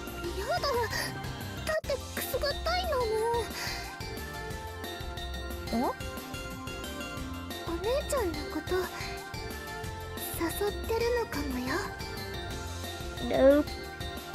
No. Nell says in a teasing, mischievous, and slightly naughty voice. My hands stop. 出た、小悪魔なおちゃん、悪い子だ。知らなかったな。なお悪い子だよ。何言ってますか。なおちゃんが悪い子なら私なんか極悪人だよ。なおちゃんはいい子。なおはいい子なんかじゃないよ。 Mouse says, Now says modestly, いい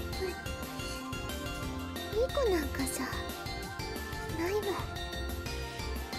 I regret doing this route. はいはい。よし、これでバッチリ OK だよ、なおちゃん。うん、ありがとうお姉ちゃん。 Now gets up. 次はお姉ちゃんの番。塗ってあげる。うん。あ、でもくすぐったくしないでね。どうしよっかな。 Now giggles. なお、息がエッチだとか意地悪なこと言われたし。 Now seems to be enjoying herself. きゃ Let's just skip over my churn out of embarrassment. Yeah, it's for the best. And so, until noon, we swim and play to our heart's content. Our stomachs begin to grow pleasantly hungry.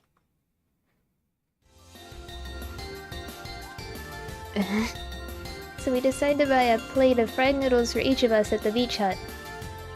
ー、焼きそば焼きそば。これが夏の作法。あまり出来がよくは見えないわね。ま、食べてみればわかるって。そう？そういうなら。 Miss Sakia carries a chopstick full of fried noodles to her mouth. やっぱり出来がいいとは思えないわ。脂っこすぎるし。だよね。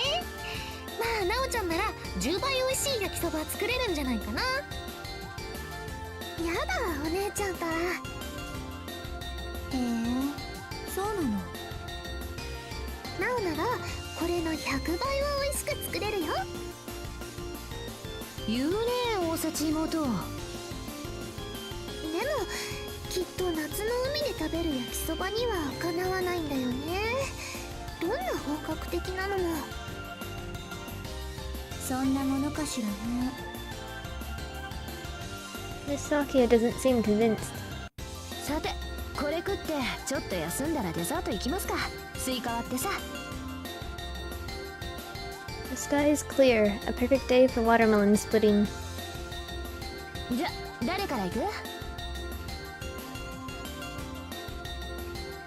Miss Itsuki has set the watermelon on the sand and is holding a wooden stick in her hand. 私 I raise my hand enthusiastically, but と言いたいところですが、咲夜さんでスイカ割りやったことないでしょ。そうね、実際にやったことはないわね。でも Miss Sakia accepts the stick from Miss Itsuki. 海の中ならいざ知れず、陸上なら誰に遅れを取る私ではないわ。 Miss Sakia twirls the stick around in her hand. She seems up to the challenge. Having come to the seaside, I had learned for the first time that Miss Sakia couldn't swim, but for her, this must be her way of attempting to regain her honor. さあ、私に目隠しをなさい、いつき。どんな闇にも打ち勝ってみせましょう。 Miss Sakia really seems up to the challenge. 見えない。そりゃあ目隠ししてるし、そのためだもん。こっちだよ、咲夜さん。聞こえているけれど、いつきがぐるぐる体を回すから感覚が。正式なルール。落ち着いて、咲夜さん。まっすぐだよ。ええ。行きます。 Miss Sakia takes a firm step forward, then staggering slightly, she begins to head towards us. あ、違う。もうちょっと右。こう。お姉ちゃんから見てたから、咲夜さんからだと左だよ。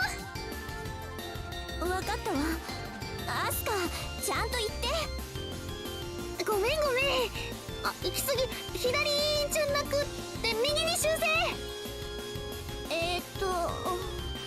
こう。そうそう、そのまままっすぐ。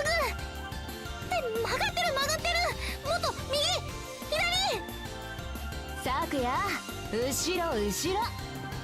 いつきは黙っていて。あ、さくやさん振り向いちゃダメ。方向わからなくなるよ。Sakia freezes in the middle of turning around. 恐ろしい遊びね、スイカ割り。She takes a deep breath, slowly calming herself down. Then she says sullenly, アスカ。何？完全に方向を見失ったわ。波の音がうまい具合に聴覚も混乱させるのね。ここだよ。黙りなさい。もう声も当てにならない。だから。Sakia's expression suddenly grows calm. 一気に行くわ。勘で。We're so dead. タイタン。はあ。 Mastering of her strength, Sakia dashes off. Wow, miraculously, she heads straight in my direction. いいよ、さくやさん、その調子。おお。さあ、その調子。Sakia dashes closer towards me. Closer, and closer, and closer. 迫りすぎ。力。てりゃー。 Miss Sakia swings down her stick. Not on the watermelon, but on my head. Her form is perfect, enough to make a true swordsman jealous. There's a magnificent sound, I think. 今の割れた音？割れてない。割れてない。割れたら大変なことに。お姉ちゃん。 Now's voice is the last thing I hear as I lose consciousness. I faint.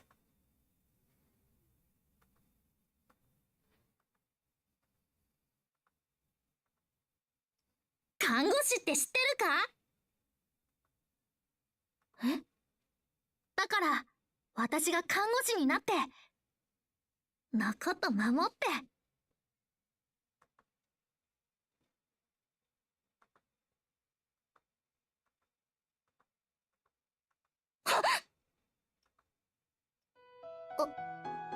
あれ？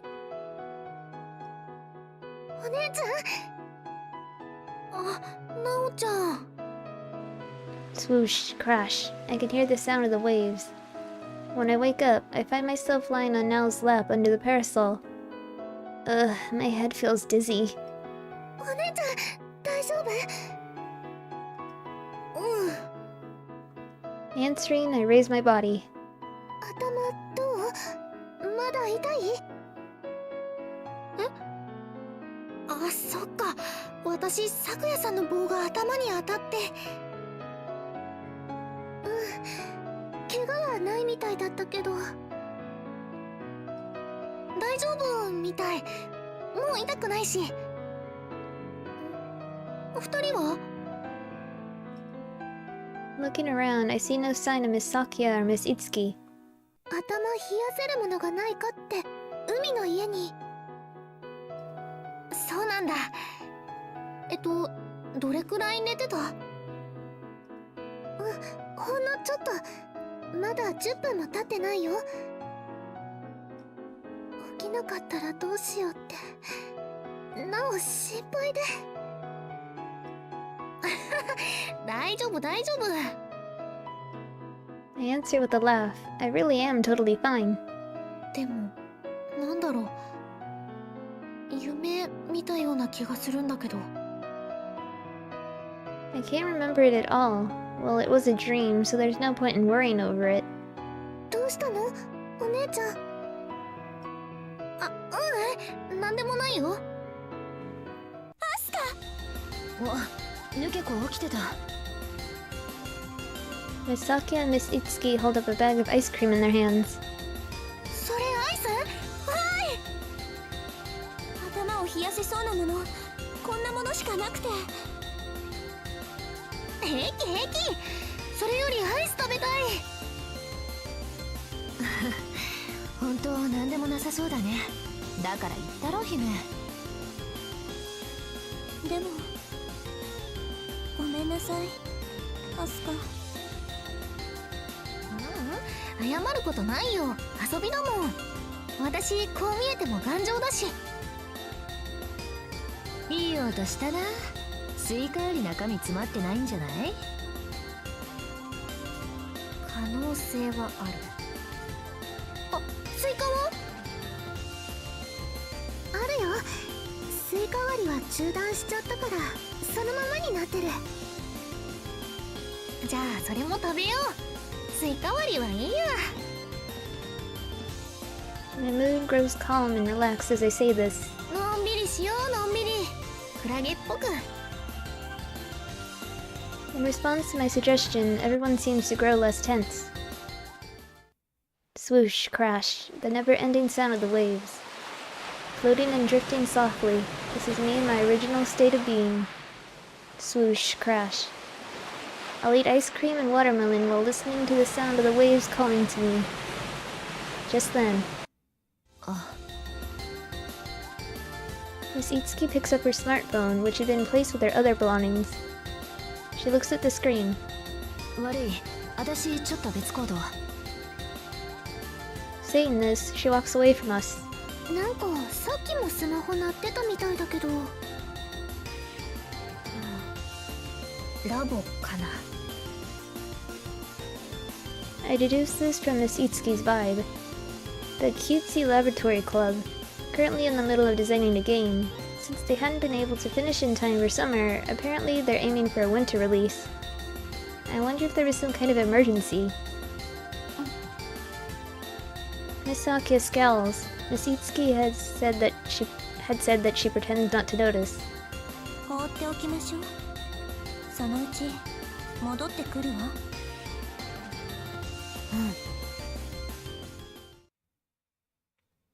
30 minutes pass before Miss Itsuki returns. We begin our trip home as the sun begins to set over the sea. ああ、よく遊んだ。夏って感じ。そうだね。 Afterwards, I've gone back into the sea again, swam and played on the beach. My body is pleasantly tired. My skin burns slightly, but that's not a bad feeling either. 楽しかった。また来年も来たいね。みんなで。 We walk side by side with the sound of the waves growing fainter behind us. そうだね、お姉ちゃん。ええ。でも来年は町道コンビニも早めに声かけるか。忘れてた。二人のこと。Miss Sakia looks exasperated. あはは。二人には内緒で一つ。 I decide as an apology to give Machi and Michi one of the beautiful seashells I found on the beach, along with stories about the fun that we had. Feeling the pleasant sea breeze against my skin, I look up at the evening sky, as if not wanting to let go of the passing day. In one corner of the evening sky, I can faintly, blurrily see a small star. Just one. One day, about a week before the end of its summer vacation, お姉ちゃん、報告があります。 now declares, there's something of a serious expression on her face. 何かな、なおちゃん。 I ask somewhat warily, could I be behind on homework? I worked pretty hard. But to say I hadn't slacked off whatsoever would be a lie. Could the situation be exceptionally bad? I don't want to hear. 心して聞いてね、お姉ちゃん。はい。なんと課題ほぼ終わっちゃいました。パチパチパチ。 Pachi pachi. Now claps. I stare blankly. それってお姉ちゃん頑張ったね。え、コツコツやるのいいでしょ。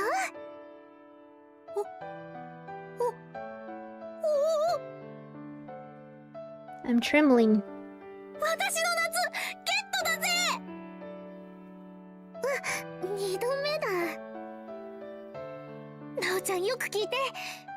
ったら残りの夏私は全力で遊ぶ？ゴロゴロするよ。全力で何にもしない。それが私の夏。 Yes, that's what it's all about. まあ休み明けのテストに向けて軽く復習くらいは。 I feigned deafness. And then, I continue to do everything I can to do nothing, and I allow no one to stand in my way. 1 week later. The day my world comes to an end.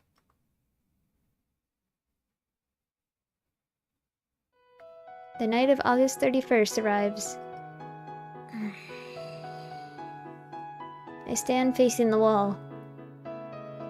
I hear Nao washing the dishes in the kitchen. She's humming quietly.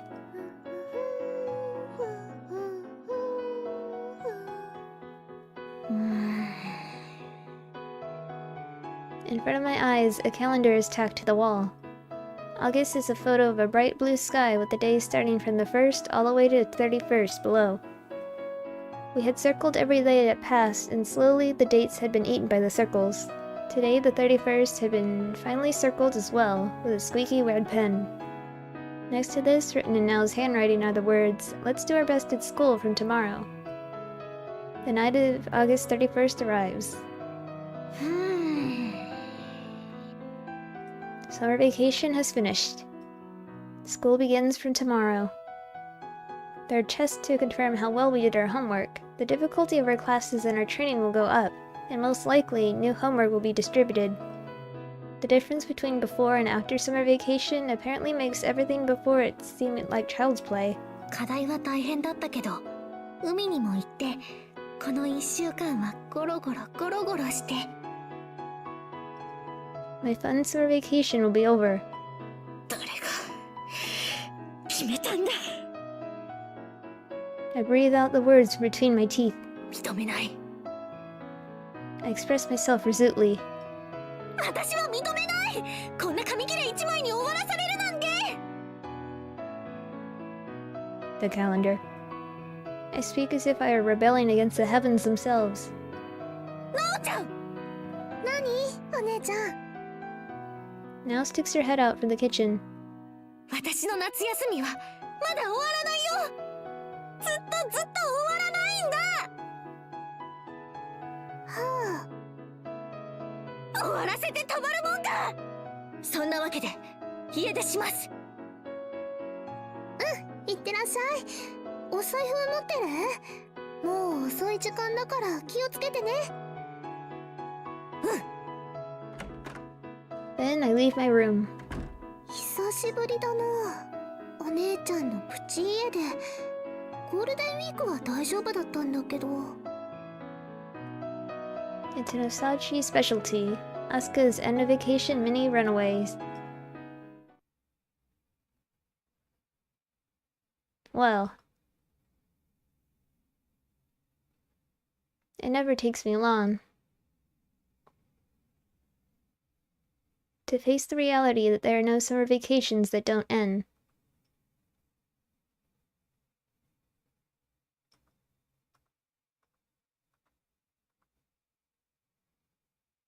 An hour later. ただいま、なおちゃん。 Broken by reality, I trudge back home. おかえりなさい、お姉ちゃん。そろそろかなって思ってお風呂入れてあるよ。なおちゃんはいい妹だな。 I say emotionally. やだ。ぬるめにしてあるからゆっくり使って今日は寝ちゃおう。うん、そうする。ねえ、お姉ちゃん。なおがいい妹なのはね、いい姉の妹だからなんだよ。 Now smiles at me. Her smile spreads warmth through my heart. School starts from tomorrow.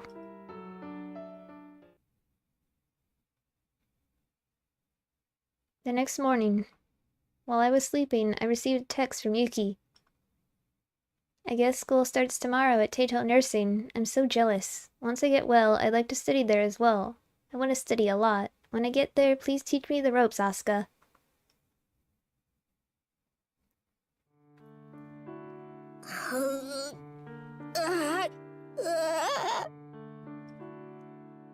ねえ大幸妹、これどうしたの？死に損ねたゾンビみたいになってるけど。不甲斐ない。そんなに嫌なのかしら、学校。あ、違うの。ちょっとね、今朝メールが届いてて。メール？それがお姉ちゃんをえぐっちゃったみたい。ちょこっと。The text I had received from Yuki, it had been innocently honest and full of dazzling hope. っていう感じのメールで。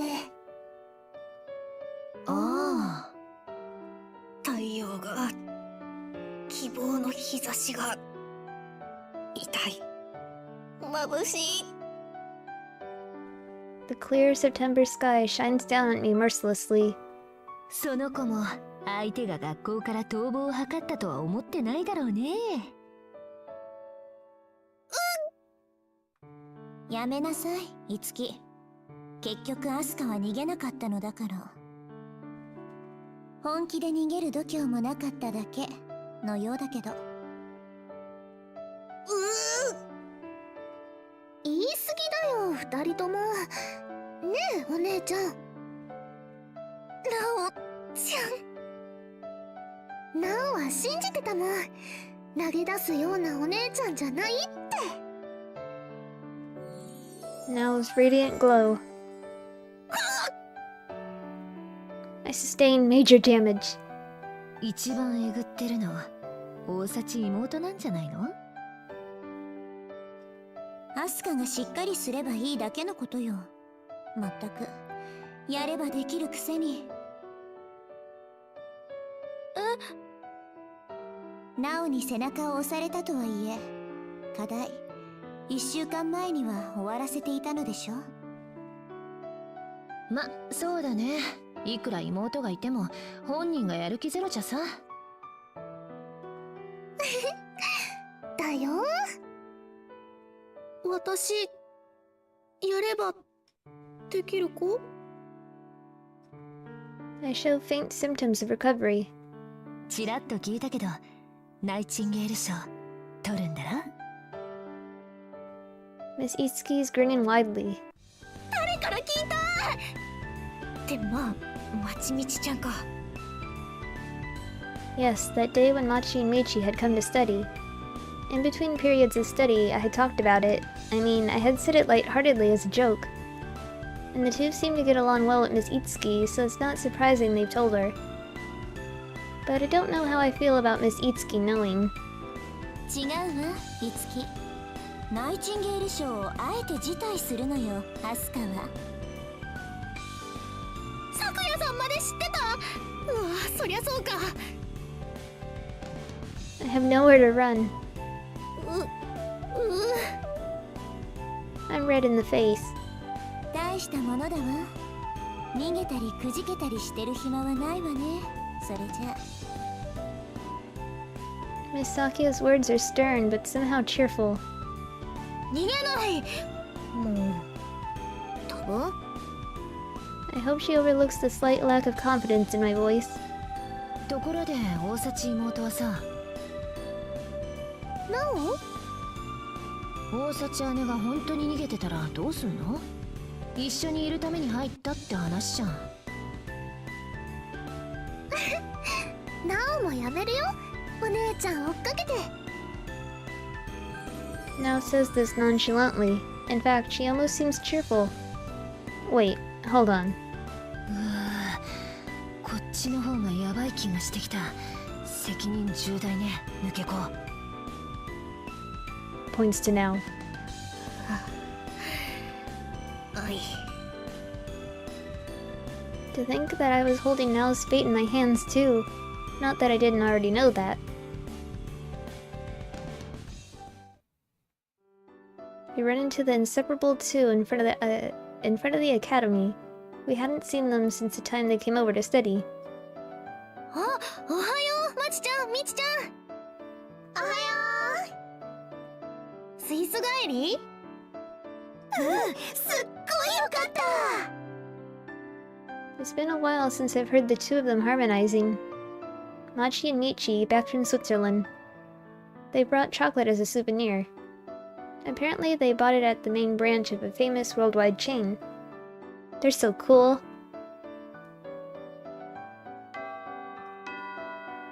Hi, おはようございます、皆さん。Miss Ohara smiles her angelic smile. Hearing Miss Ohara's greeting makes me truly aware that school has begun. 皆さん、充実した夏休みを過ごしましたか？遊びすぎて課題が終わってない人はいませんね。Itsuki. Hi! I finished all my homework. I puff out my chest with pride. いい返事ですね、大幸あすかさん。その調子で確認テストもお願いしますよ。はい。黙ってるわよ、アスカ。Miss Sakia doesn't miss a thing. 皆さんの元気な顔が見られて先生も嬉しいです。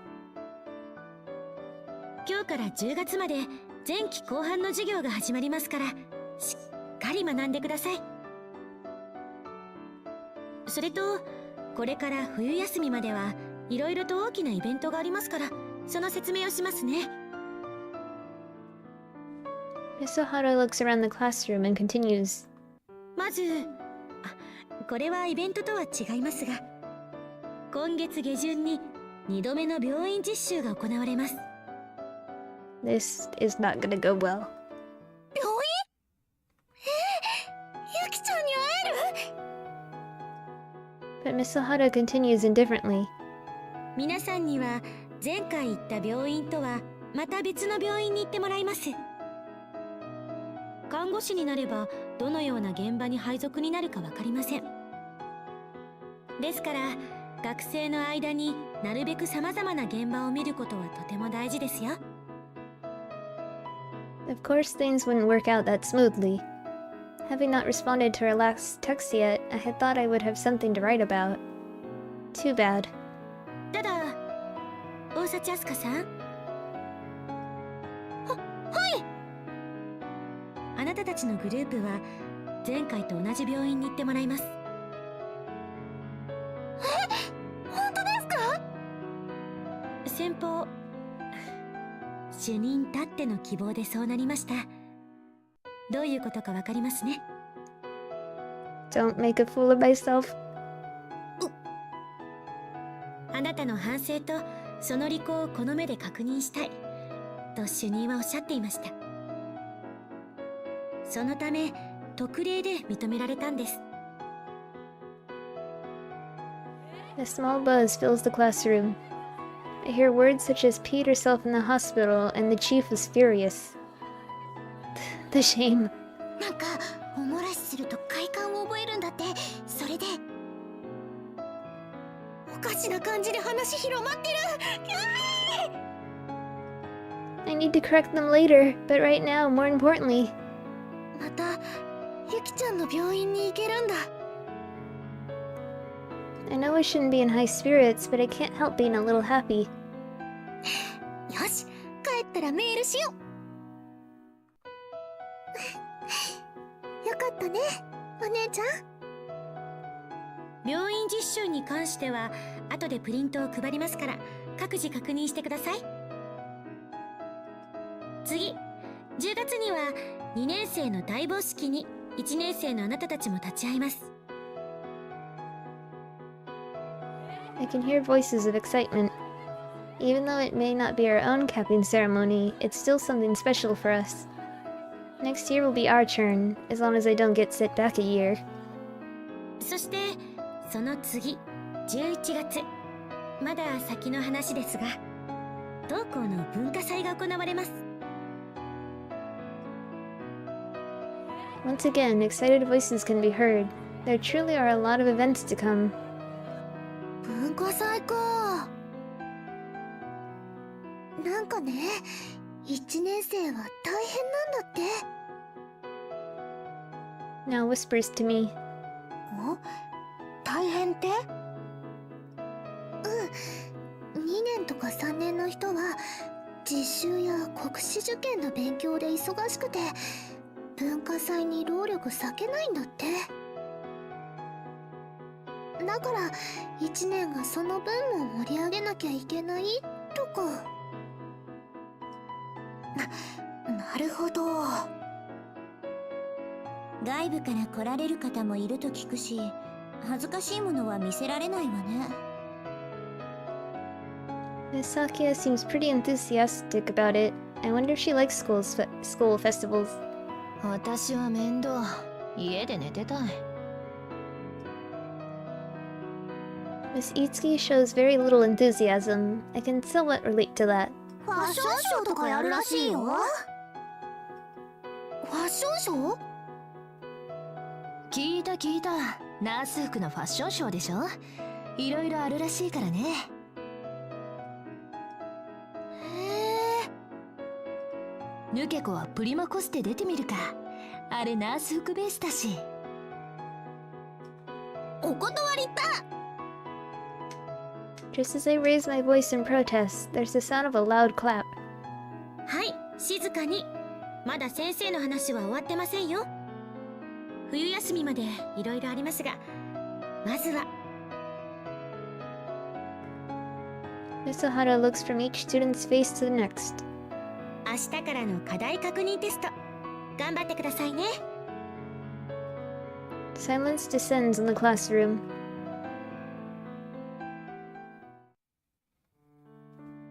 School started from today. Around the end of this month, I'll be going to your hospital for training. I'll tell you all about school then. 送信と。Returning to the dorm, I immediately write Yuki a text. Not the phone. Not more than a few minutes after sending it, she replies. 早い。 Really? I heard that they don't send students to the same hospitals twice. I'm really looking forward to seeing you, Asuka. I can sense Yuki's excitement by the number of exclamation marks she uses. 私も会うの楽しい。 In the middle of writing my response to Yuki, I get another text from her. Recently, I've been doing really well. In the near future, I'll have an operation. By the time you come, Asuka, I hope I'll be strong enough to go for walks. 手術。 I mutter as I read Yuki's text. What should I write in response? Her countless days in the hospital, lying at the bottom of the sea where she cannot see the stars. What can I say to Yuki as she tries her best to swim to the surface? I'm sure the operation will go well. I'll do my best so that once you enroll in Teito Nursing Academy, I'll be able to teach you lots of things. You do your best as well, Yuki.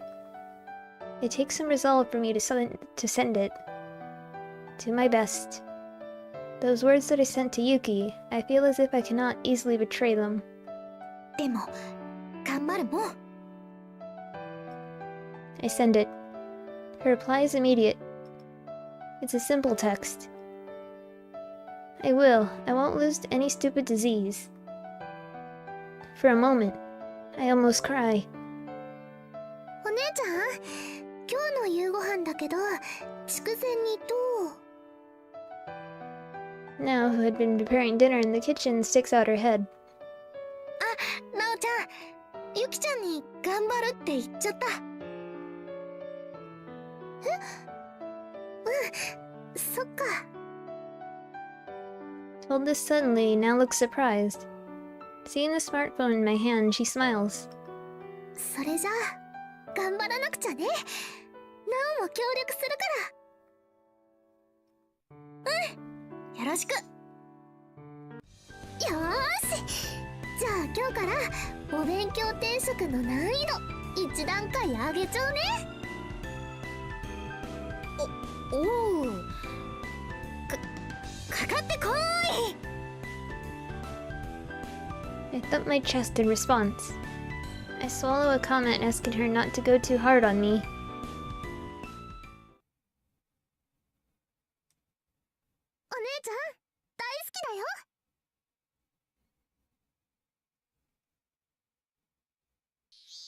The summer vacation homework review tests go on for about a week.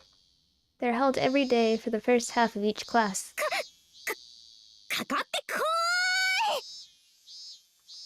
The results? I managed to somehow barely pass. With September comes an increased variety in our nursing training. それでは今日の母子看護の授業では新生児沐浴の実習を行いますね。 Newborn bathing. This is practice for how to bathe a newborn baby when becoming a nurse for an obstetrician. Each student is given one baby doll. Each group is given one bathing tub to use. お人形見た目より重いので注意してください。本当だ。平均的な新生児の実際の重さですからね。まだ首が座っていないという状態も再現されていますから、実際の重量以上に重く感じるものです。しっかり練習して上手にお風呂に入れてあげられるようにしましょう。 First of all, Miss Sahara shows us an example. 2年になれば実際の新生児を相手に実習を行うことになりますから、よく見ていてくださいね。 Oh no. The way that Miss Ohara embraces the baby doll paints an exquisite picture. Usually she's angelic, but now she almost seems to be an embodiment of the Madonna. I consider how, even though Miss Ohara is apparently single, she would probably make an excellent mother. 新生児はまだ首が座っていないので、ここをしっかり支えて。ふむふむ。お姉ち足の方からそっとお湯に入れてあげるか、先に布で拭ってあげると赤ちゃんはびっくりしないので。ゃん。なるほど。お姉ちゃんってば。なになおちゃん。お姉ちゃんは今真剣に先生の話を。お姉ちゃんの赤ちゃん、お湯に沈んでる。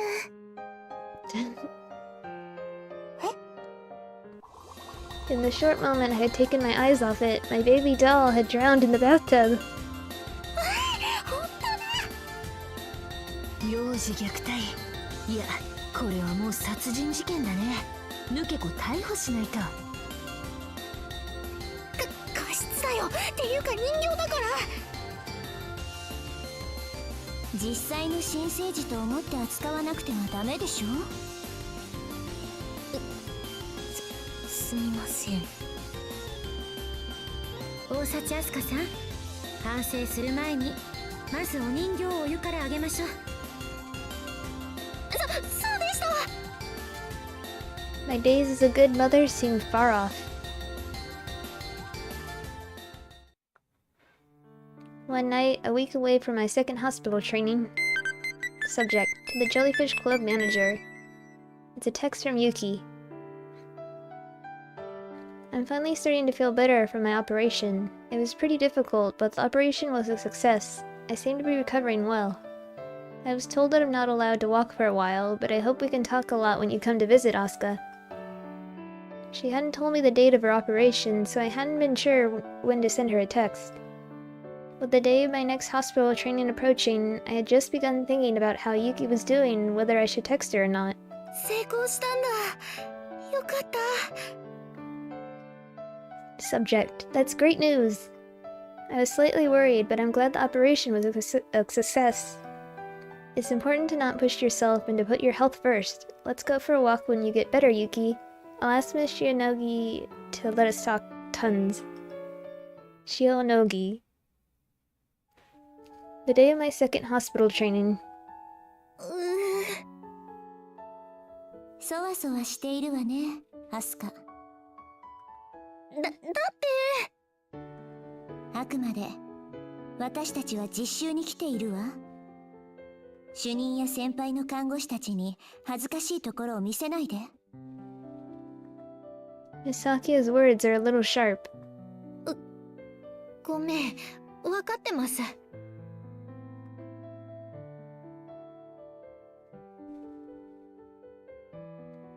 And then we arrive at the hospital again. I'm a little nervous. Partly due to being able to see Yuki again, and partly because I'll be reporting to the chief who scolded me for the pants peeing incident. う Fidget, fidget. そわそわしないで、アスカ。こっちまで落ち着かないわ。あんま緊張してるとまた漏らすぞ。漏らさね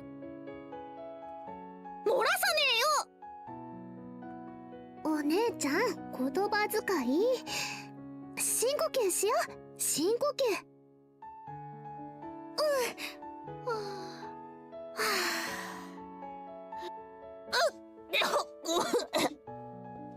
は深呼吸失敗。アスカちゃん緊張しすぎ。しすぎ。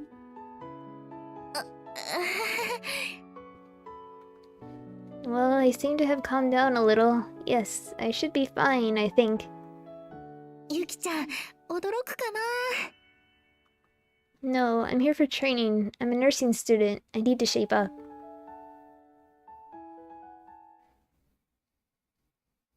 And so, おはようございます皆さん。おはようございます。久しぶりね、大幸あすかさん。頑張ってますか？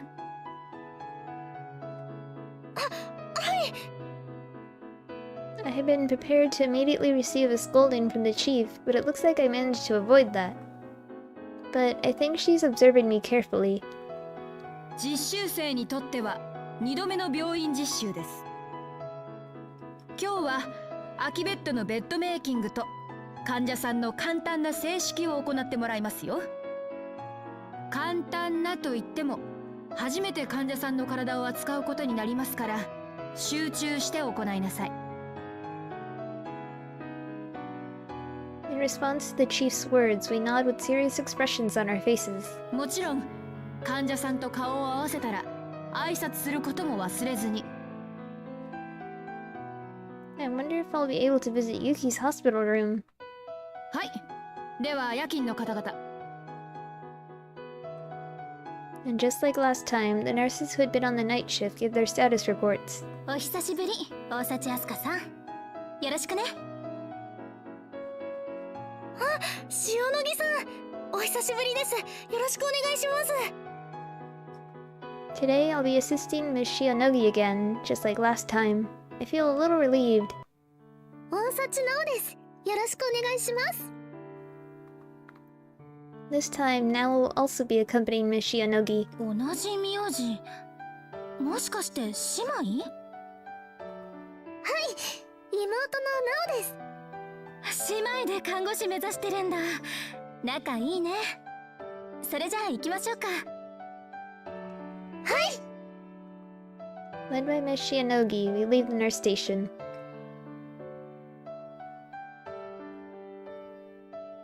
The hospital ward we head to isn't the one where Yuki is. 夏休みか。課題で大変だった思い出しかないわね、私も。やっぱりみんなそうなんですね。休みの終わり頃には毎日誰かの部屋に集まって協力し合ってたな。 Miss Shionogi talks nostalgically, as Now responds in a friendly manner. But there's something else that's on my mind. 塩野義さん、何かしら？ I know that as a nursing student, it's not ideal to worry yourself with any one individual patient. But I can't help myself. ゆきちゃん、どうしてますか？ I have asked the question. I consider how I might be scolded for it. Next to me, Now has a look of surprise on her face. セリア、ゆきちゃん？はい。彼女は亡くなったわ。先週の初めに。 What? Miss Shionogi speaks in a regular tone as she continues to walk the hallway. I feel my temperature drop. お姉ちゃん。After taking a sharp breath, now looks towards me. She passed away. At the beginning of last week. When had I received my last text from Yuki? That's right, at the beginning of last week. Right after that. Miss Shianogi continues in a matter-of-fact voice. 前にあなたたちが実習に来た後、また手術があってね。それは成功して経過も良好だったんだけど、先週急に容体が変わって残念だったわ。そうだったんですか。As I'm unable to form words, now responds for me instead. My feet have stopped moving, now stops as well, and Miss Shianogi, realizing this, also stops and turns around. I know I should say something, but I cannot find the words. アスカちゃんってきっといい看護師になると思うな。廊下で話すようなことじゃないわね。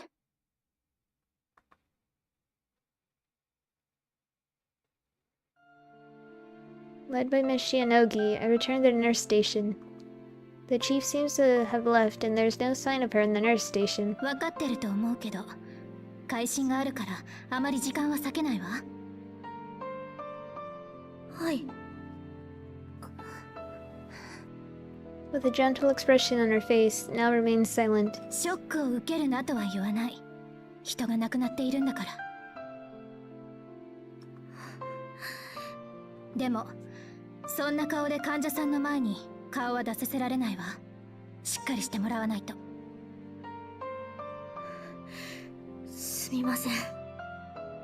あなた、ユキちゃんとメールのやり取りしていたのよね。I give a nod. The subject line of her text had always been to the Jellyfish Club manager, and we had exchanged many texts. It had paid me to read some of Yuki's texts, while others had been a source of encouragement, and so I had been looking forward to seeing her. So much. 楽しみだったんだ。ユキちゃんに会えるの。メールについては主任も理解していたわ。その上で学校で学んでいるならわざわざ言うまでもないことだし、ここで私もあなたに言ったけれど、彼女のような患者さんは他にも何人もいる。はい、分かってます。前回あなたたちが病院実習に来た後、亡くなった方も彼女一人じゃない。はい。でも私たちは毎日病気や怪我と戦っている患者さんと笑顔で接しないといけない。はい。Everything Miss Shianogi says is correct, and I nod. 分かってます。看護師は患者さんに尊敬の念を持って接しないといけない。それも公平に、分け隔てなく誰か一人を特別扱いしないで。看護総合論の授業で一番最初に先生から教わってて。Miss Shianogi silently listens to me speak. 分かってますから。I know what is expected of me as a nurse, or at least as an inspiring nurse. すみません。何？私泣きます。I can't stop myself. I can't stop the tears that fall, or my shoulders that tremble. お姉ちゃん。泣くなとは言わない。だけど悪いけど長く時間はあげられないわ。早く気持ちを切り替えてトイレで顔でも洗ってしゃっきりしてきてちょうだい。これ以上遅らせられないから私は先に病室を回っているわ。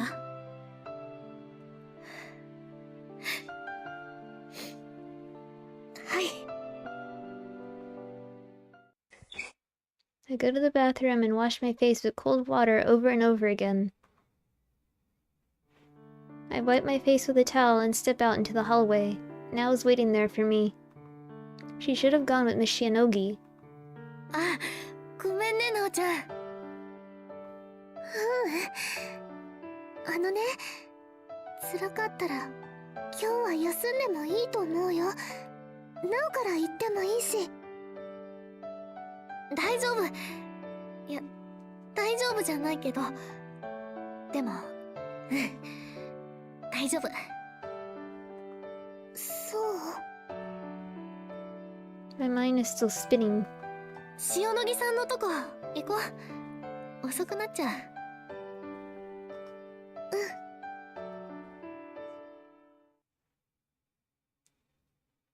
During my short lunch break, I make my way to the hospital room Yuki was in. There's a different name on the door label. I stand dazed in front of the door. アスカちゃんってきっといい看護師になると思うな。本当になれるかな、ユキちゃん。 I cry a little more. Of course, I'm certain the chief heard about my crying, but she said nothing to me. I'd been worried about whether I would be able to do bed making and simple bathing properly, but I surprised myself by accomplishing it with no mistakes. After our training finishes, in the end, the chief addresses us trainees at the nurse station. 今日は皆さんよく頑張ってくれました。これからもしっかりお願いします。She looks each of us in the eye. She looks me in the eye. 看護師になるってどういうことなんだろう。 Still not knowing, I think back to Yuki in her hospital room.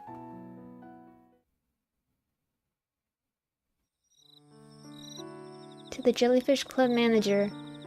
That night, I gaze absentmindedly at the mail screen on my smartphone.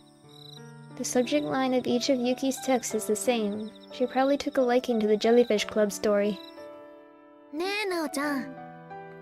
何？患者さんとメールアドレスとか交換しちゃダメって話、本当そうだよね。 Now who had been writing a report at the study desk turns towards me. うん。だね。でも、後悔してないや、私。そっか。うん。お姉ちゃん、なおもよかったと思うよ。ありがとう。 The night is quiet and melancholy.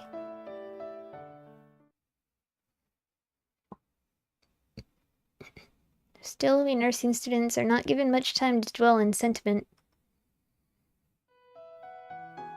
Pathology class. 今日は前回の授業でやった iPS 細胞による妊娠に関する小テストやるよ。今から20分自習して、それからテストね。はい、自習開始。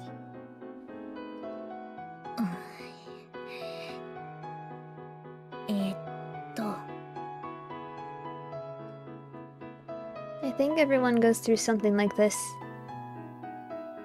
Where we grow up and find maybe our elementary school notebook or kindergarten drawing book. And there we rediscover our incredulous dreams incredulous dreams of what we're gonna be when we grow up that we'd long forgotten about.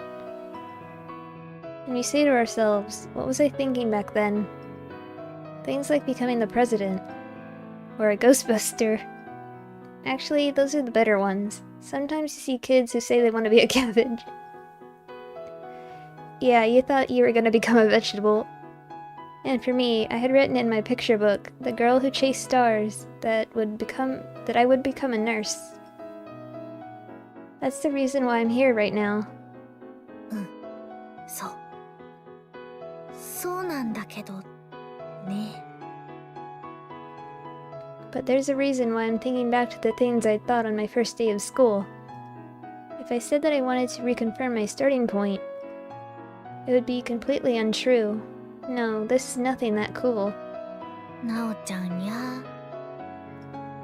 何？お姉ちゃん。看護師になるのと大統領になるのってどっちが難しいのかな？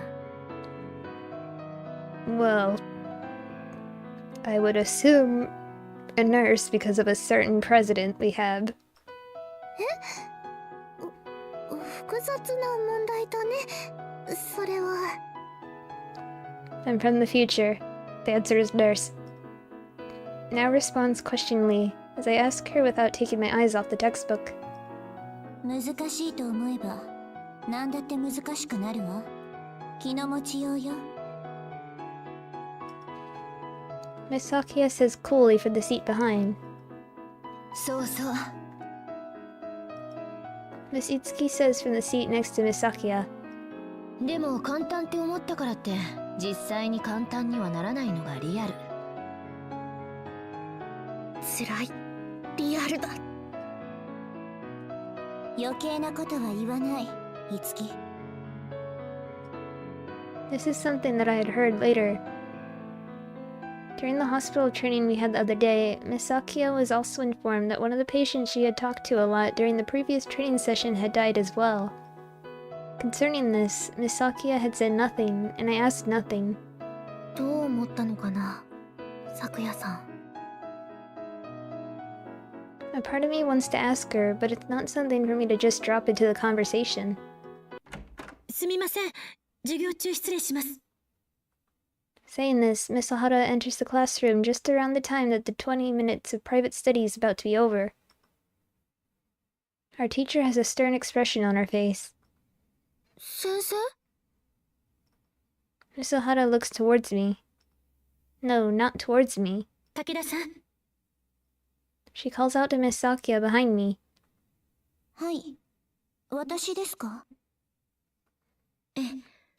ご実家から連絡があったわ。お母様が倒れられたそうよ。Oh no. だからすぐ帰らせるようにと。A murmur ripples through the classroom. Eyes turn towards Miss Sakia. わかりました。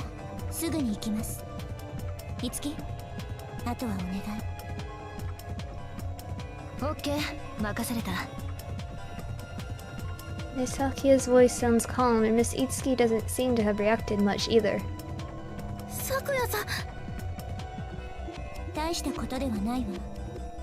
先生、授業中ですが、失礼します。わかった。行きなさい。Receiving the teacher's approval, Miss Sakia takes her bags and strides out of the classroom. 大したことないって。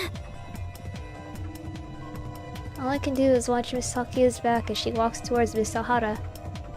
姫、こっちはどうする？ Miss Sakia turns around in response to Miss Itsuki's words, but instead of looking at Miss Itsuki, she gazes at me.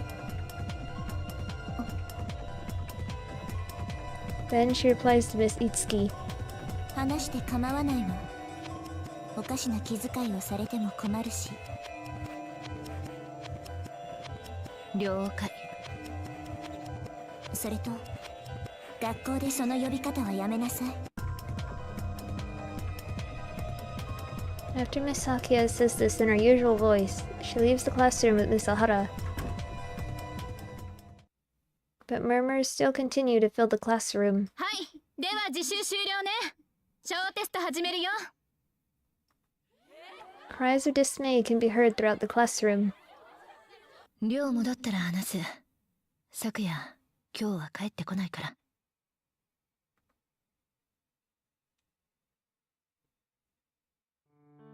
昨夜さ、親が高齢になってできた子供なんだ。Now and I have been invited to Miss Itsuki's room. We'd gone to our room once to leave our stuff there, and as soon as we'd entered her room, she had begun talking. Her tone seems to indicate no sense of concern. これって50歳の頃って聞いてる。だから今は70前か。なおちゃん、うちのおばあちゃんが生きてたら。小学5年の秋に65で亡くなってるから74歳。おばあちゃんと変わらない。そういうこと。だから体にはガタが来てるんだ。倒れるのも初めてじゃないしね。Miss Itsuki speaks in a dry voice, probably on purpose. 咲夜さん、心配だよね。うん。そういう簡単な話じゃない。ただ心配してるなら、高齢の親を置いて全寮制の学校に進学なんてしないだろ。看護学校には全寮制じゃなくていい学校もいくらでもあるんだしさ。あ、うまくいってないんだ、咲夜と親。ま、親は咲夜を管理したがって、咲夜はそれに反発してて、看護師を目指すのも反対されてた。Miss Sakia's words remind me of our encounter at the stairway on our first day of school. 私の家の事情で学校に来るのが遅れたのよ。So this was the thing I thought she wouldn't tell me even if I asked. 遅くにできた子供だから可愛くて仕方ないってことなのかな。さあね、そこまでは私も。いつきさん、さっきから話片親しか出てきてない気がするけど。大幸妹、鋭い。そうさ、もう片方は私らが幼い頃に亡くなってる。そうなんだ。Hearing this, I can get a sense of why Miss Sakia's mother would be protective of her. 分かってると思うけど。昨夜、詮索や気遣いされないために話していいって言ったんだぜ。あ、そこんとこ組んでやってよね。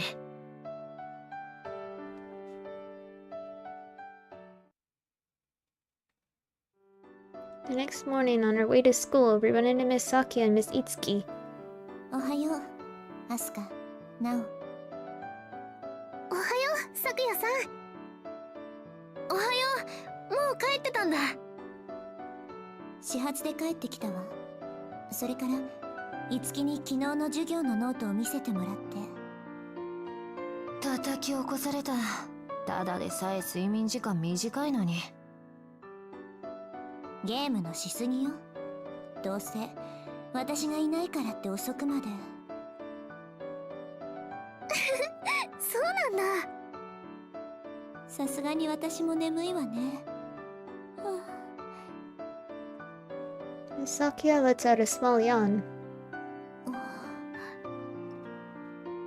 Partly due to what I heard yesterday, I can't stop myself from staring at Miss Sakia. 何？アスカ。 Miss Sakia is nothing but her usual self. It must have been hard. Are you alright? Such words nearly leave my lips, but I remember Miss Itsuki's words. She doesn't want you to cry or feel sorry for her. So instead, I end up mumbling and then panicking slightly at how unnatural I sound. あ、さくやさんのあくび初めて見た。可愛いなって。Miss Sakia's face is bright red. What a rare sight. やるね、抜け子。あくび姿は咲夜姫三大萌えポイントの一つ。やめなさい。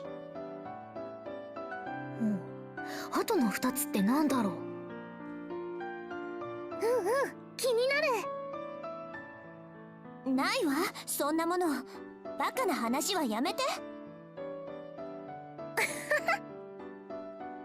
The morning is turning about to be a normal and even slightly more lively than normal morning. Yes, I think to myself, this is how it should be.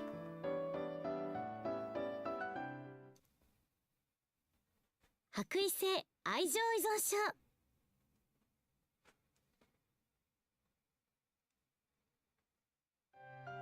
During morning homeroom, there's an announcement from Miss Ohara. 来週2年生の待望式が行われますが、皆さん1年生もそれに立ち会います。Murmurs fill the classroom. 場所は講堂。皆さんは実習着で参加してもらいます。2年生の大事なセレモニーであると同時に、来年は皆さんが行うことですからね。真摯な気持ちで臨んでください。詳細に関しては The capping ceremony. I had seen a picture in the Taito Nursing Academy brochure, but this will be my first time to actually see it for real. Even though you'll just be observing, the thought of it still makes my heart pound. いいなぁ。ナースキャップにキャンドルサービス。This is the largest event at the Nursing Academy, possibly bigger than even the graduation ceremony. In the dim auditorium, having your teacher place her nurse's cap on you, standing in line with a single candle in your hand, reciting the Nightingale Pledge together. Next year, I'll be standing there. 入れたらいいけど、どうだろうか。ナースキャップにもキャンドルサービスにもきちんと意味があります。大幸あすかさん、わかりますか？わか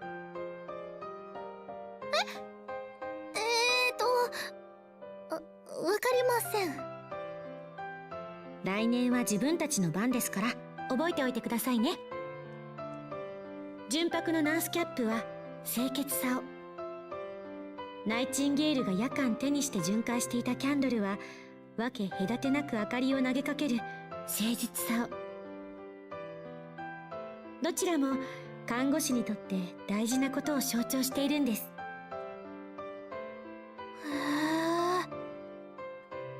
I'm moved. All I had considered until now was that the candles seemed pretty cool. 帝都看護のパンフレットにも書いてあったわ。読んでいないの？すみません。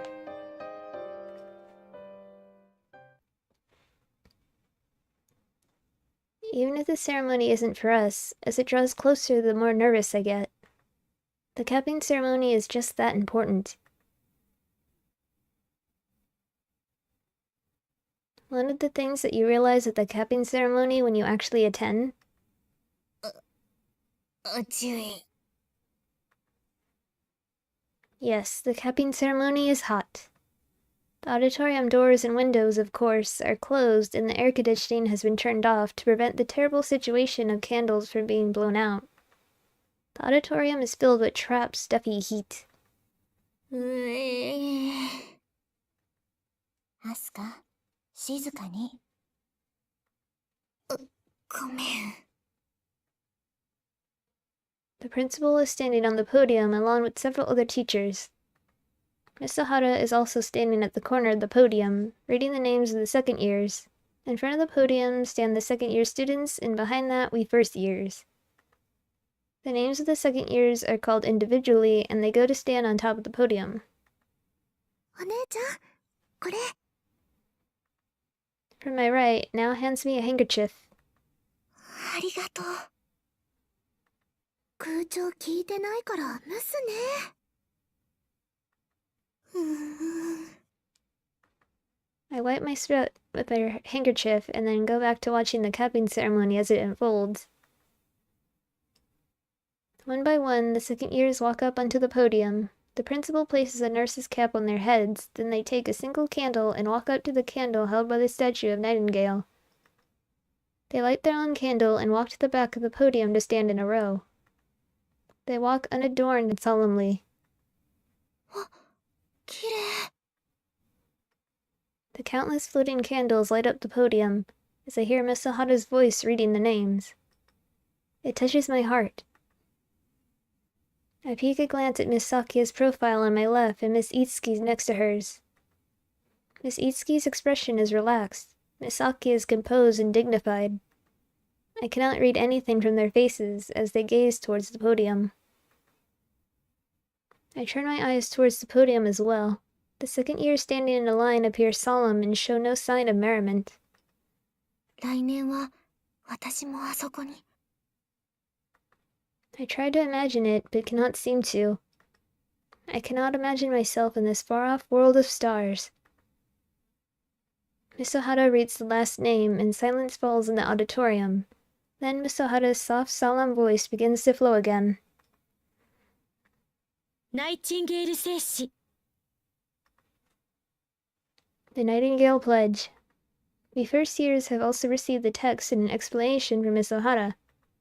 It's a pledge based on the spirit and teachings of Florence Nightingale, who's the founder of modern nursing. It's quite long, but for the capping ceremony you have to memorize all of it by heart. The second years on the podium recite the Nightingale Pledge in unison. Oh. Mixed within the voices of the second years, I can faintly hear the sound of Miss Itsuki's voice from next to Miss Sakia. It's almost like a whisper. 我はここに集いたる人々の前に、厳かに神に誓わん。Miss Itsuki has remembered it, has memorized it. I do remember her saying that it was easy to remember. 我が生涯を清く過ごし、我が務めを忠実に尽くさんことを。Miss Sakia says nothing to stop her. 我はすべて毒あるもの、害あるものを断ち、悪しき薬を用いることなく。The second year's pledge in Miss Itsuki's voice. By the time I realize it, tears are falling from my eyes. Of course. Afterwards, Miss Itsuki makes fun of me for this, saying, "Why are you, of all people, crying?" I keep it a secret that I had been thinking about Yuki. 白衣性愛情依存症。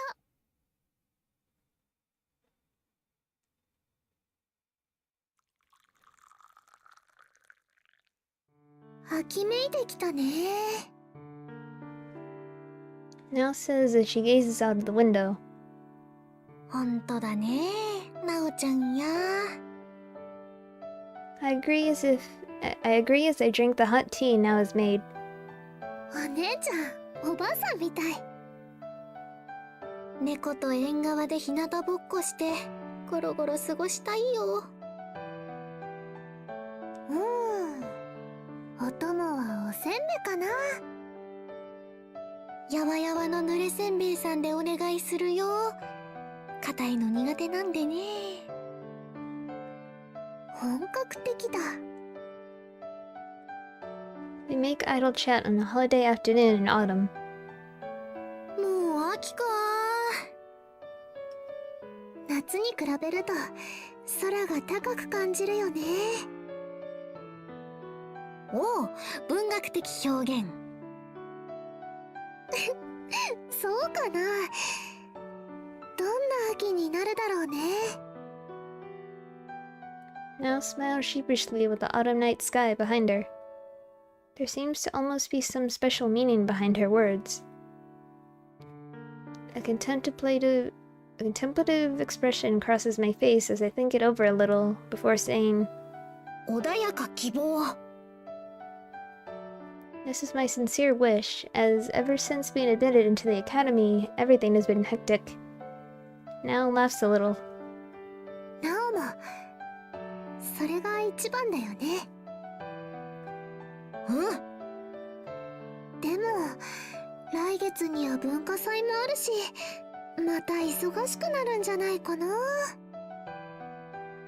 文化祭は楽しみたい。I say once again, deadly serious. お勉強と並行して準備しなきゃいけないんだよね。大変そう。準備期間は学校休みにしたらいいのに。I say, disheartened. そんな素敵な学校どこかにあるかな。Now says, tilting her head dubiously.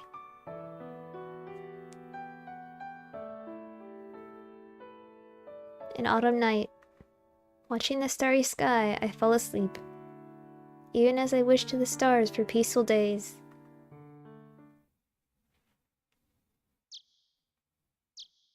The next morning, おはよう、お立ち前。we meet Miss Itsuki in front of the dorm. おはよう、いつきさん。おはよう。あれ、一人？さくやさんは？起きたらいなかった。先に学校行ったんじゃない？へえ、 Maybe there was something she had to do. 珍しいね。ゆうべすっげえ大喧嘩してさ、多分それで。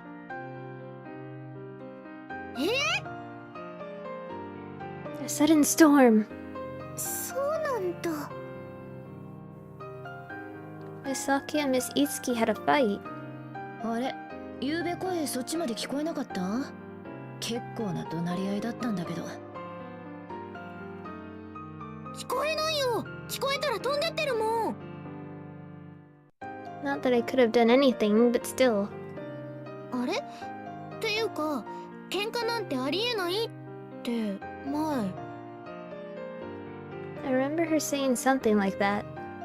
ああ、そうさ、言ったよ。普通の喧嘩はね。はい。だから言ったでしょ、大喧嘩だって。ただの喧嘩と大喧嘩は別。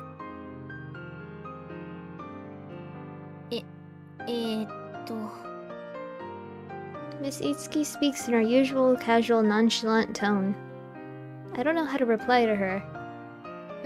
何が原因で？秋だからかね。いやいや、意味わかんねえ。お姉ちゃん、言葉遣い。ほら、女心と秋の空って言うじゃん。それっしょ多分。For some reason, there's a smug look on Miss Itsuki's face. Well, so she pretty much has no intention of telling. But a huge fight. 咲夜さんって怒ったらどんな風になるんだろう。すげえぜ。ドロップキックかましてくるから。お嬢様レスラー？うおー、かっこいい。多分しないよ、お姉ちゃん。うん、嘘。だよね。ちょっとワクワクしちゃった。まあなんていうか、怒った時の咲夜は超可愛いって感じ？あ、三大なんとか。萌えポイント。身を削らないと見れないんだけどさ。Seeing how much fun Miss Itsuki seems to be having, I begin to think that it may not have been anything too bad. I consider this, but even as I think I'm sticking my nose in other people's business, I speak. ちゃんと仲直りした方がいいよ。余計なお世話。I knew she'd say that. てか、あんたにだけは言われたくないね。There's irony in her voice. Why? I think to myself, but it's probably because... バカだからか。死刑だ。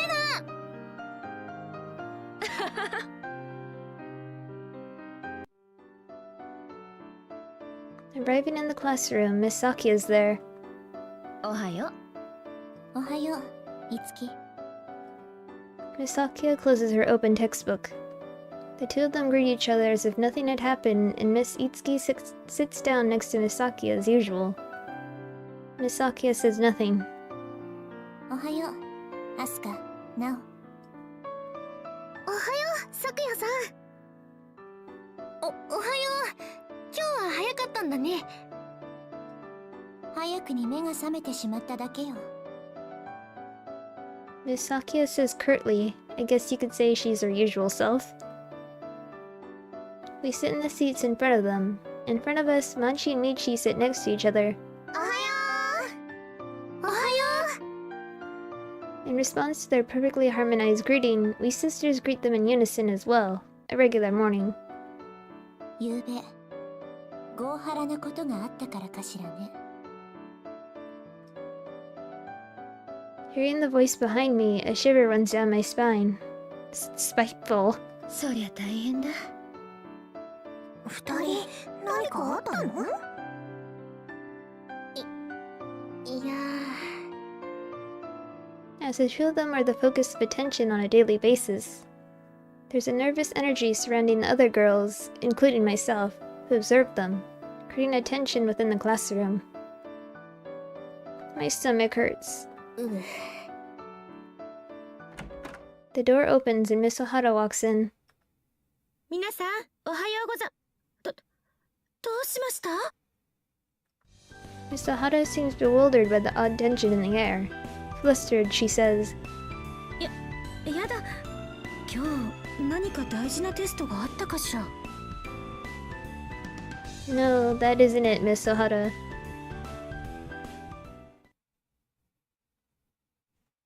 With the odd tension remaining, time passes until finally school ends.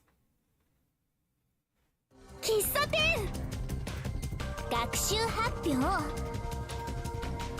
With the training equipment between us, Miss Saki and I face off against each other. なぜカフェにこだわるの？意味がわからないわ。学習発表こそそんなの文化祭でわざわざやんなくても。学外の人に看護のことを知ってもらういい機会でしょ。 Miss Sakio shows no sign of backing down, but I don't give in either. 文化祭はお祭りなんだよ。祭りにはセレモニーという意味もあるわ。むしろパーティーとしか理解しない方が不純よ。恥を知りなさい。恥ってひどい。 What exactly are Miss Saki and I arguing about? Well, it's about what our attraction will be for the annual school festival. Apparently, due to how busy the second and third year students are with studying and training, at Tato Nursing Academy, the first years are given the responsibility of making preparations for the annual school festival. Instead of our entire class coming up with one attraction, the various work groups will, in fact, have to come up with one attraction each. When more help is needed, it's possible to collaborate between groups, but every year, just amongst the first years, about 7 to 8 attractions are usually created. Apparently, there have been nurse uniform fashion shows where various brands of white uniforms are worn. うわー、それも興味あるけど。 And so, 文化祭といえばカフェだよね、なおちゃん。そういうのもあるかな。私は聞いたことがないわ。到底まっとうな考えには思えないわね。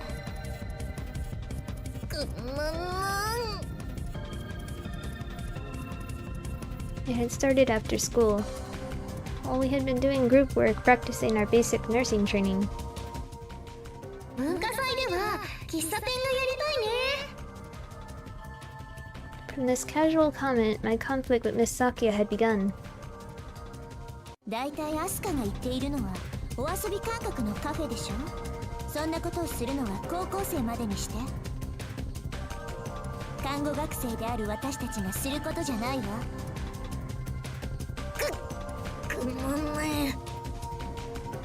I received repeated blows to my self-esteem. だがここは引けない。学習発表なんてまっぴらだ。アスカちゃん押されてる。 The two easygoing friends chime in. Easy for them to say. Damn it.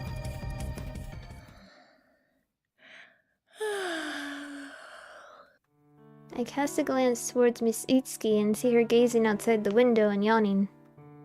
For the whole of today, other than their morning greetings and the bare minimum of communication, Misaki and Miss Itsuki have not conversed at all. It's not like their usual lovey-dovey or anything, so it doesn't feel exactly odd, but still, it's not normal. いつきさん。はい、反論はなし。では、私たちのグループは学外からの来客に向けた学習発表で。わあ、また違くて。I hurriedly interrupt. Miss Sakia looks exasperated. まあ、急いで今決める必要はないんじゃないかな。また話し合うとか。あまり時間はないけれど、そうね。 I somehow managed to stand my ground. That was dangerous. アスカ、 Miss Sakia says, looking at me.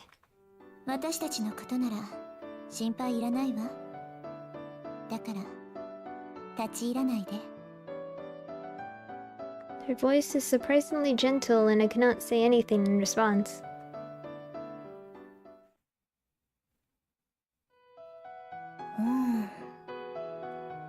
Returning to our dorm, we do our homework in silence until dinner time. Silence. Silence. お姉ちゃん、全然手動いてないよ。 I had merely been looking at my homework and spacing off. ごめん。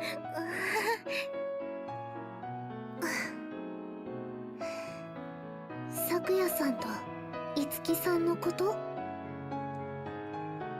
Now also pauses her hand and looks towards me. いやー、まあ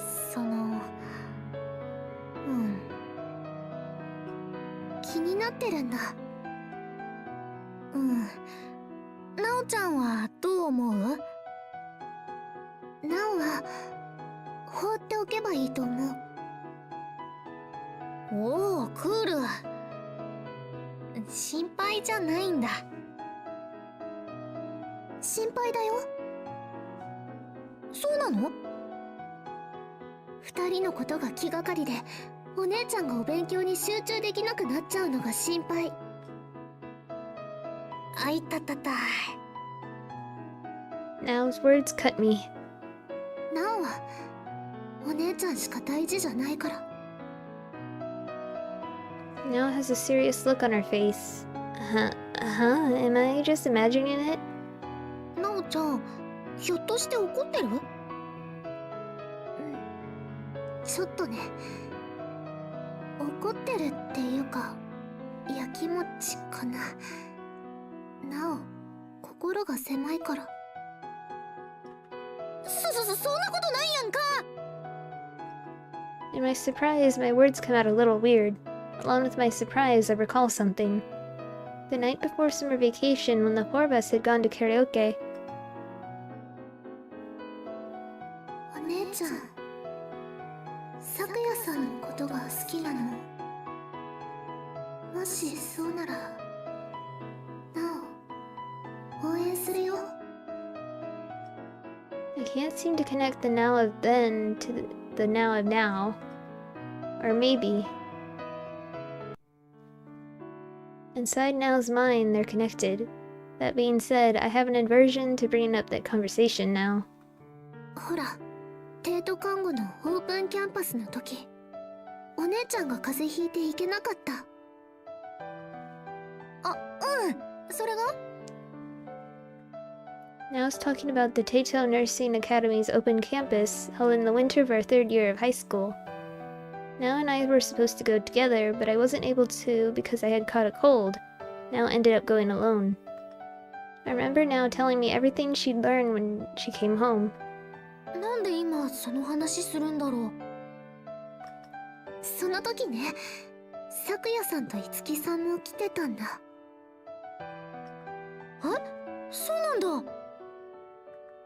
見かけたくらいだったけどね。向こうはこっちのこと全然気にしてなかったし、二人すごい目立ってたよ。わかる気がする。同じ学校に入って同じクラスで学んだら、お姉ちゃん二人のどっちか好きになっちゃうんじゃないかなって思った。お姉ちゃん面食いだし。そんなことないよ。あるよ。ずっと一緒にいる妹の目を舐めないでください。 Now smiles mischievously. I guess she's right, although I hadn't been aware of it. 面食い。まあミーハーではありますが。ことです。なんか恥ずかしいな。As my cheeks turn red, Now suddenly seems to relax her shoulders. 覚えててね、お姉ちゃん。ナオはお姉ちゃんの特効薬で、スイートシスターで。Sweet sister. うん。お姉ちゃんのことが好きなんだよ。あ、好きなんだよ。As Now says this, her expression, her eyes, they mirror that day. 好きなんて。In that case, I love her, but ナオちゃん、その好きって。it's... いけない。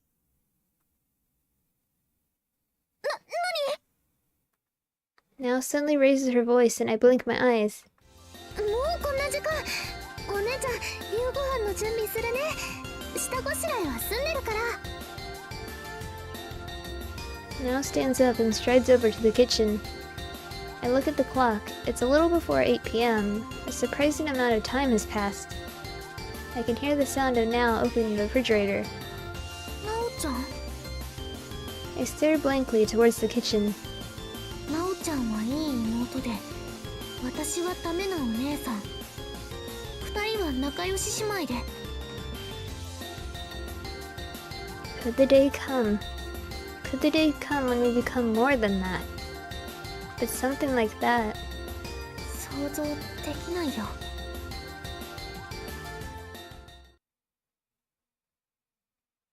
About a week passes when one day, サプライズパーティー？そう、昨夜のあさって誕生日なんだ。 Miss Itsuki tells me this in the hallway where I had run into her. I look at her blankly. For the past week, Miss Sakia and Miss Itsuki had seemed back to normal, and yet somehow not normal in that their curtness towards each other seemed to be continuing. 私たちのことなら心配いらないわ。だから立ち入らないで。Because of those words, I hadn't been able to inquire much, and it feels like it's been a while since I last talked to Miss Itsuki. Although, actually, that shouldn't be the case. 仲直りしたんだ。だからそれをするためにお祝いするんだって。抜け子協力してよ。誕生日お祝いサプライズパーティーに？そういうこと。あんたもグループがギスってるの嫌でしょ？それはそうだけど、なんでサプライズでやる必要があるの？堂々と。ダメ。正面から言ったら心の準備されるじゃん。今日ついて一気に本丸まで攻め込みたい。最大の効果を上げるにはさ。そんなもんかな。I remain unconvinced. でも仲直りのためだったら五木さん一人でやった方がいいんじゃ。 For something as intimate as that, I'd assume I would just be a third wheel and end up getting in the way. できればそうしてるって。ん？これまで散々びっくりドッキリ仕掛けてるから、私一人じゃバレんだよね。どんだけやらかしてきてんだ、あんた。I say with an exasperated look on my face. I remember the cosplay incident. それはそのうち話してあげるから。うん、頼むよ。I'm depending on you.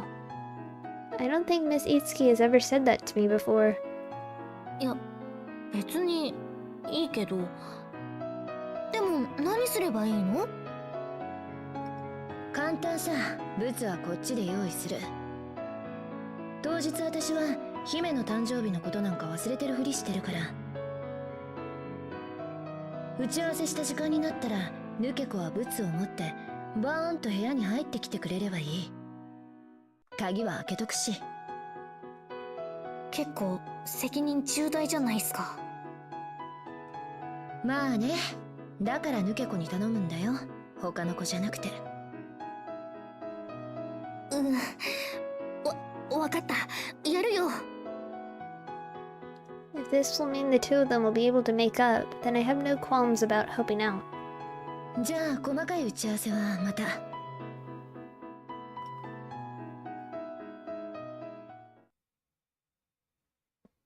On the night of her birthday, according to the weather report, it's due to rain at night.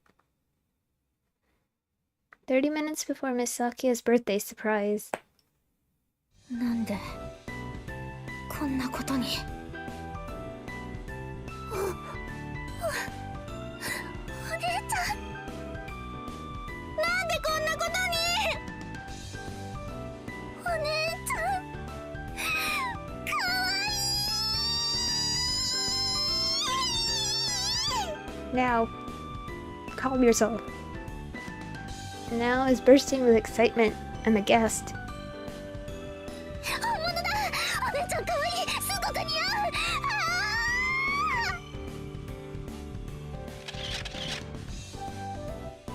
Now dances circles around me, snapping pictures on her smartphone.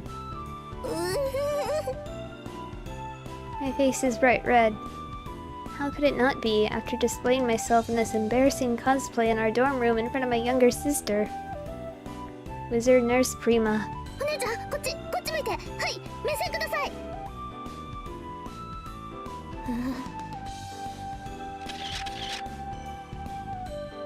Obediently, I make an awkward turn in Nao's direction.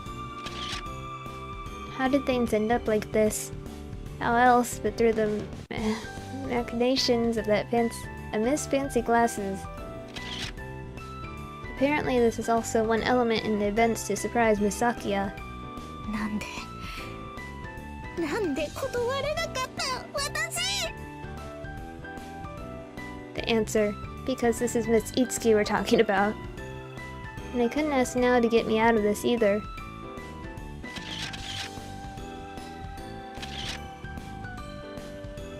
Besides, as you can see, she's over the moon about this. In fact, I'm guessing she'd gladly side with Miss Itsuki. Just like this, I'm to bring the birthday cake that Miss Itsuki has prepared to their room. 廊下で誰かに見られたらなんて言おう。お姉ちゃん、決めポーズとかないのかな。あったらナオ見たい。ぐいぐい来るね、ナオちゃん。それはないよ。残念。あ、じゃあ技のポーズとかは必殺技みたいなの。ある。 Now readies her smartphone in her hand. She reminds me of Miss Hiromi Sano. コスプレってそんなに人の心を騒がせるものなのか。 Knowing there's no way I can resist now in her current state of excitement, I resign myself to my fate. Seriously, this is so embarrassing. ドリルヒーリングパンチ。 I thrust one of my arms high in the air and pose. ナオちゃん、星が多い。 That's a lot of ease. お姉ちゃん、ナオ、一つお願いがあるよ。嫌な予感しかしないけどなんでしょう。今晩その格好でナオのベッドで一緒に寝てください。目を覚ますんだ妹よ。ダメです。いい夢見れそうなのに。 Now seems genuinely disappointed. My little sister, who do you think I am? そろそろ行くから時間だし。 I cast a glance towards the clock to make sure. じゃあ冷蔵庫からケーキの箱持ってくるね。 Now quickly returns to her reliable younger sister mode and goes into the kitchen. I take the fancy cake box that she hands to me and head to our door. Now sends me off with a beaming smile. I'll go quickly and then quickly come back. Then I'll quickly change out of this. どうせ本番は2人の仲直りパーティーで、私はお邪魔虫だし。Staying in this outfit for too long somehow seems dangerous for various reasons. My own mental state being one of them. それじゃあなおちゃん。いってらっしゃい、お姉ちゃん。行ってきます。I open the door and head into the hallway. 神様、どうか誰とも会いませんように。大幸さん？ I run into Miss Ohara. え？ For a moment, I can't think properly.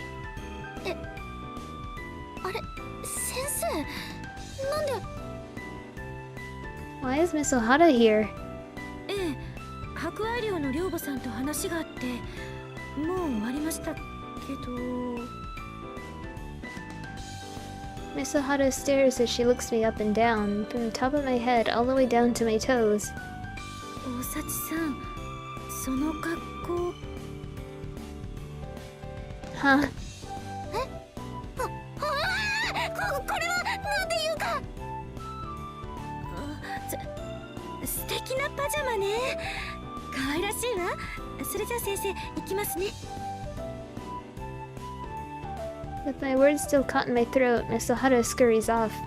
待って、先生、これは。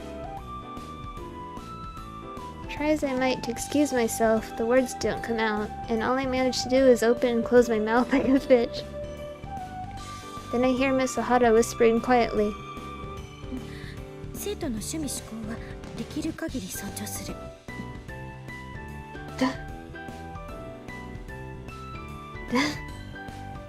I can't. During the time I remain in a daze, Miss Ohara disappears from sight. 終わった。 I'm crestfallen, but there's no time to be wallowing in self-pity. I need to go to their room. まあ、いっか。I mutter, sulkily contemplating that the damage has already been done. I head towards the stairs. When I reach them, I realize 雨だ。 the rain is pouring outside. 先生、傘持ってないみたいだったけど、大丈夫かな？ I'm worried, yet I have no time to chase after her. I'll be late. I arrive in front of the room and gently place my hand on the doorknob. My heart is pounding in my chest. ウィザードナースプリマ、2人の絆を癒すため出張診療にただいま到着だっけ。 I go over the script in my head again that we had decided on. This is embarrassing. It's embarrassing, but it's too late to back down now. I just have to do it. I gently turn the doorknob. The door isn't locked. I slowly open the door. おや？ I can tell immediately that there's an odd tension in the air. The two of them are talking in low voices. いつき、まだ言うの？そんなありえないこと。ああ、言うね。何度でも。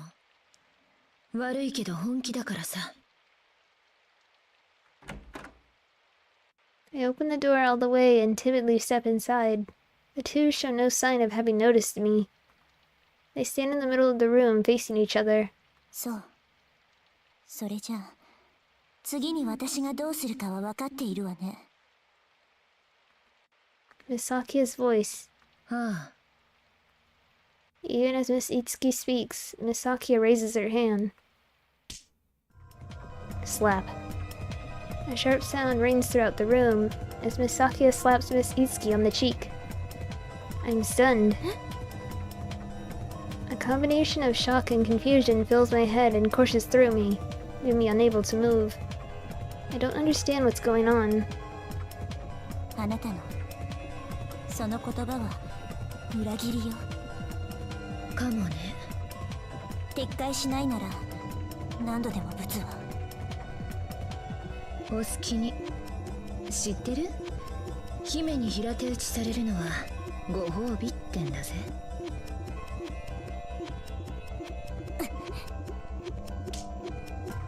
Slap. Misakia slaps her again. My body trembles, causing the cake box I'm holding to fall from my grasp. There's a nasty squishing sound. Hearing this, Misakia notices me and looks in my direction. Asuka! Her eyes are round with surprise, but she quickly returns her gaze to Miss Itsuki. Miss Itsuki doesn't even glance towards me. Maybe she had known I was here. ひどい人ね。出て行って。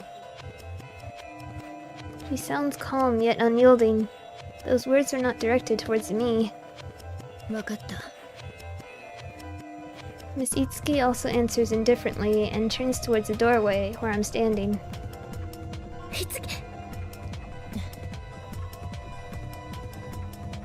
Ignoring me, she walks past. Then, without turning around, still facing the door, Miss Itsuki says, 好きよ、昨夜。私もよ。 Misakia also does not look towards Miss Itsuki. She says the words facing side-on to me. Behind me, I hear the sound of the door opening and then closing. My head is still filled with confusion. My shock has abated, leaving only the confusion. I don't understand what's going on. 咲夜さん。 I call out to her, but Miss Sakia does not respond. I stay in the room. Miss Sakia, standing in the middle of the room. She wears her usual expression, but somehow she seems to be in deep pain. I cannot seem to move. アスカ。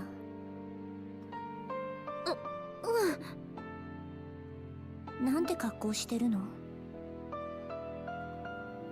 She says, seeing me in my cosplay outfit. これは。いつきね。ですわ。それで咲夜さんと仲直りするお手伝いを。そう。 Misakia's eyes turn towards the crumbled cake box at my feet. 私といつきは支え合ってきたわ。うん。それはひょっとしたら契約と呼ぶべきものなのかもしれない。契約？アスカ、いつきを追って。Miss Sakia's tone suddenly changes, and it's all I can do to keep up. だってあの子傘も持たずに出て行ったもの。放っておけないわ。そっか。ごめんなさい。私はすぐには動けそうになくて。その足元のケーキの片付けはしておくから。言って。 There's a sadness in her voice that causes my chest to tighten. わかった。 Nodding, I run out of the room. Behind me, I hear a small whisper. ありがとう。 Miss Sakia's voice, nearly on the verge of tears, reaches me.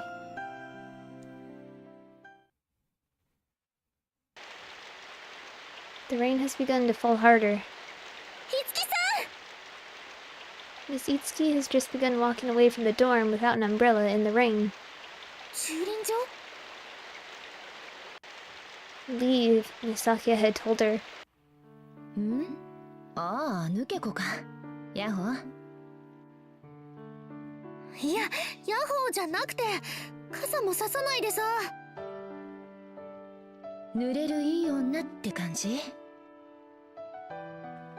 そういうこと言ってるんじゃなくて。あんたこそ持ってないじゃん。私が慌てていつきさんを追いかけてきたから。私は気持ちいいよ。頬ほてってるし。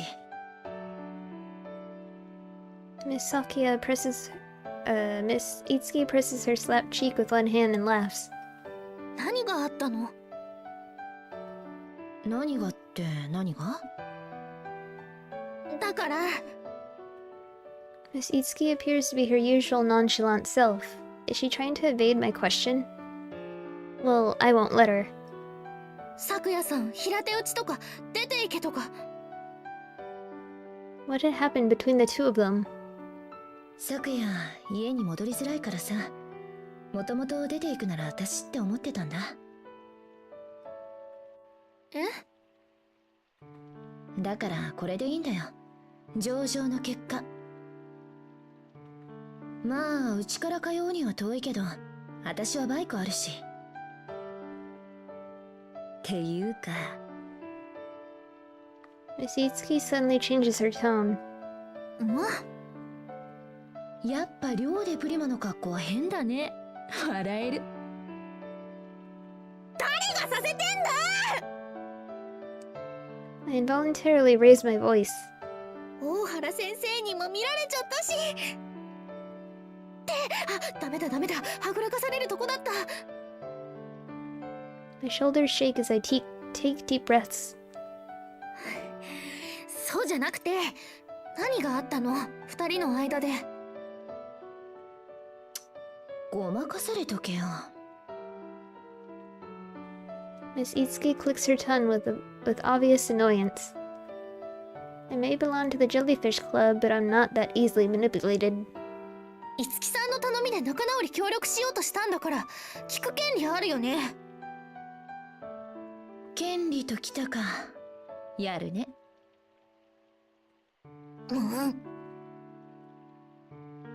I gaze long and hard at Miss Itsuki. I doubt I have Miss Sakuya's impact, but I glare at her with all my might. But far from feeling pressured, Miss Itsuki laughs with amusement. 間抜けな顔。Rage.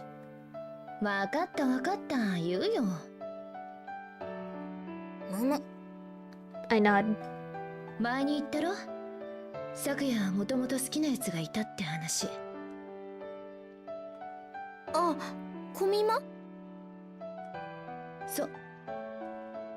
Miss Itsuki's words remind me. It had been on our way back from Comic March. 咲夜さんが好きだった人。自己中で乱暴で性格悪くて最高にムカつくクソ女。クソ女。そいつんとこ戻れって言った。まあ本人は未練ないって言ってるけど。ここまで話すの出血大サービスだぜ。じゃ。Miss Itsuki turns around and dashes off into the rain, giving me no chance to stop her. あ、いつきさん？ I stand there in a daze. My Prima costume is completely crumpled and drenched, with the rain even soaking into my underwear beneath. I stand there until a worried Nao comes out to look for me. お姉ちゃん？何やってる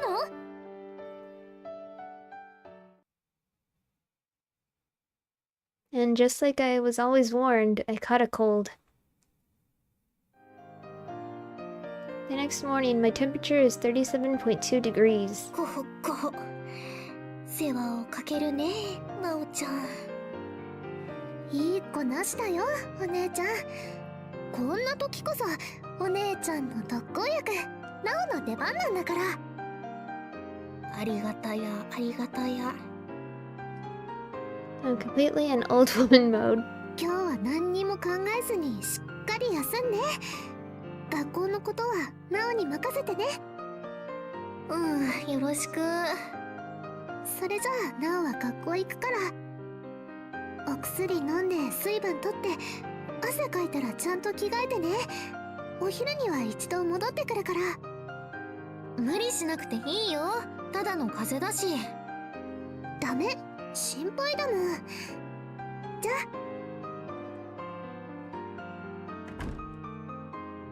Now shuts down my weak protests and leaves. Left alone in our room, I let out a sigh. バカなのに風邪をひいてしまった。不甲斐ない。I mutter from inside my blankets. The room's quiet. Now that I think about it, it's extremely rare for me to be alone in our room without Nao here. Silence. あ、お薬。And so I end up thinking about unnecessary things, like about Miss Sakya and Miss Itsuki. 二人どうなっちゃうんだろう。Well-bred girls, distinguished and beautiful. And lovers. Even now, remembering that kiss between them makes me blush. I was the one that started developing feelings for her. Anyway, Sakya, she had someone she used to love. No wonder she turned me down. Oh, I see. But she's gotten over it, and now she tells me that she has feelings for me. 咲夜さんが好きだった人。Selfish, violent, with a terrible personality. The most annoying damn girl there ever was. I told her to go back to her. Well, she said she had no interest in doing that. なんであんなこと言ったんだろう。I see. Alright, then you know what I'll do next. I love you, Sakya. I love you too. Both of them had sounded earnest, at least to my ears. That's why it makes it all the more bizarre. ダメだ。頭クラクラしてきた。It's my own fault for overthinking things. I'm no good at working difficult problems out. My consciousness is slowly sucked into sleepiness. I close my eyes and my vision darkens. I fall asleep. Just before I do, behind the darkness of my eyelids, I seem to catch a glimpse of a small star. A far, somehow nostalgic tiny light. 口開いているわ。間の抜けた顔。I remember the first time I met the two of them.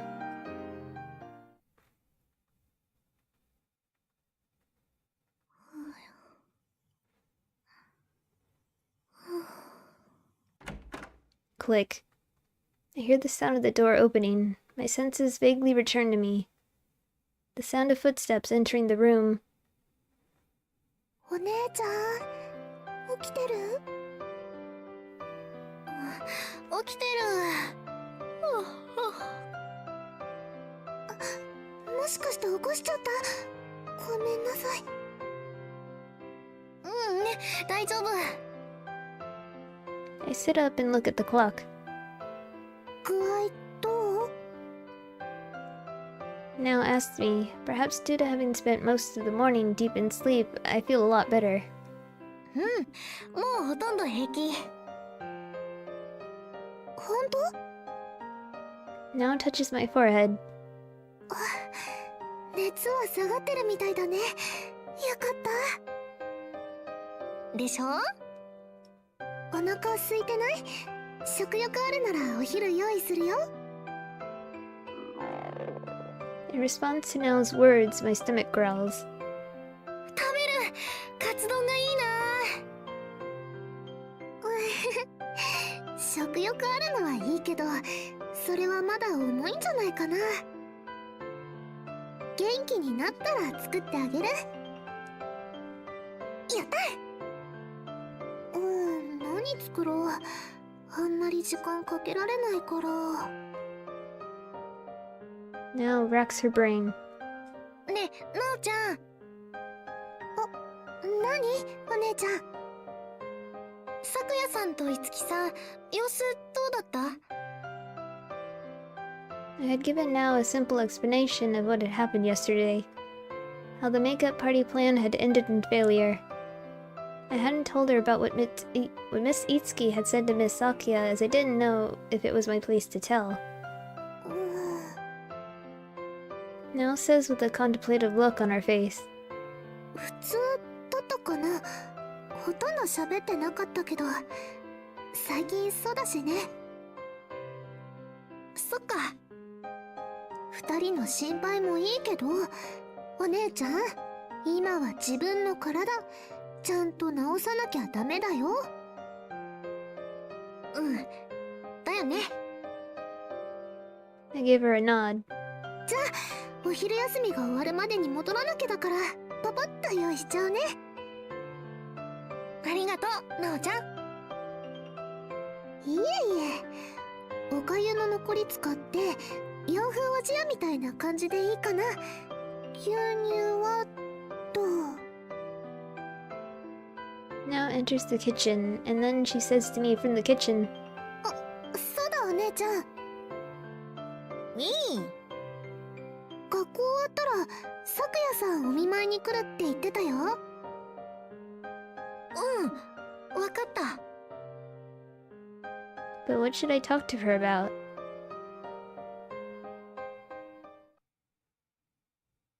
Then, around the time that school finishes,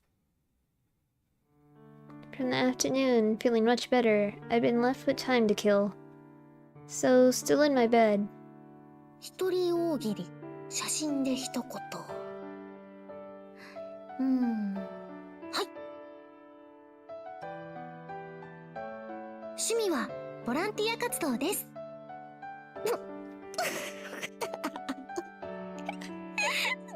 あとは why does she still have this photo? I gaze at my rare photo of now. よそ行きの服ってこれしかないよ。いまいち。 Just then, I hear the sound of the door clicking open. ただいま It's Nell's voice. In my surprise, I drop my smartphone on the floor. I hear the sound of Nell's footsteps as she enters the room. お姉ちゃん、具合は？ Entering the room, Nell's eyes fall on the smartphone lying on the floor. Picking up the smartphone, she examines the screen. Silence. This isn't good. お姉ちゃん、何してたの？もう眠気もないし退屈してたんで、ちょっと一人大喜利を。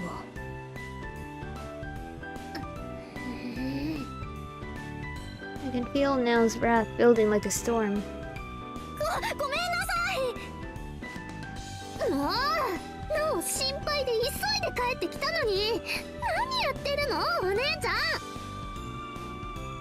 すみません、ふとした出来心で。 I cower in fear. なお、入っても大丈夫かしら？どうぞ。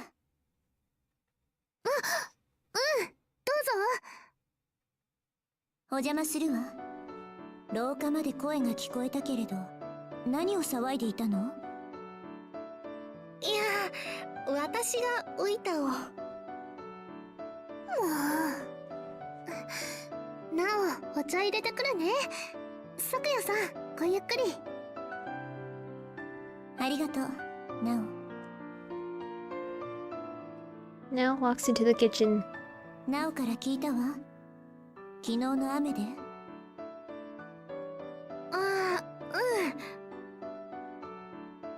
私と樹の責任ね。ごめんなさい。樹の分も私から謝るわ。大したことないよ。すっかりいいし。そうならよかったけれど、今日のアスカの勉強の遅れを取り戻すのは私も協力させてもらうから。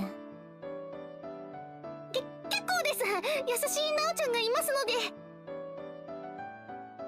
Seeing my desperation, Miss Sakia gives me an exasperated look. まったく。 Miss Sakia appears to be her usual self. She shows no sign of being worried over what happened with Miss Itsuki, so I feel an urge to ask her. 咲夜さん。樹とのことなら、あなたが心配することは何もないわ。And just like that, she shuts me down. アスカは早く全開することだけ考えなさい。なおちゃんと同じこと言う。当然ね。今日は文化祭の出し物の話し合いをしようと思っていたのに。学習発表反対。あなた、立派な看護師になりたいのではないの？それはそうだけど。I'm also doing it for Yuki, who said, I think you'll make a wonderful nurse. 勉強頑張るときは頑張る。楽しいことするときは楽しむっていうか。今も毎朝ナオに起こしてもらってるくせに。それは別に関係ないんじゃないかな。Her words stab into my heart.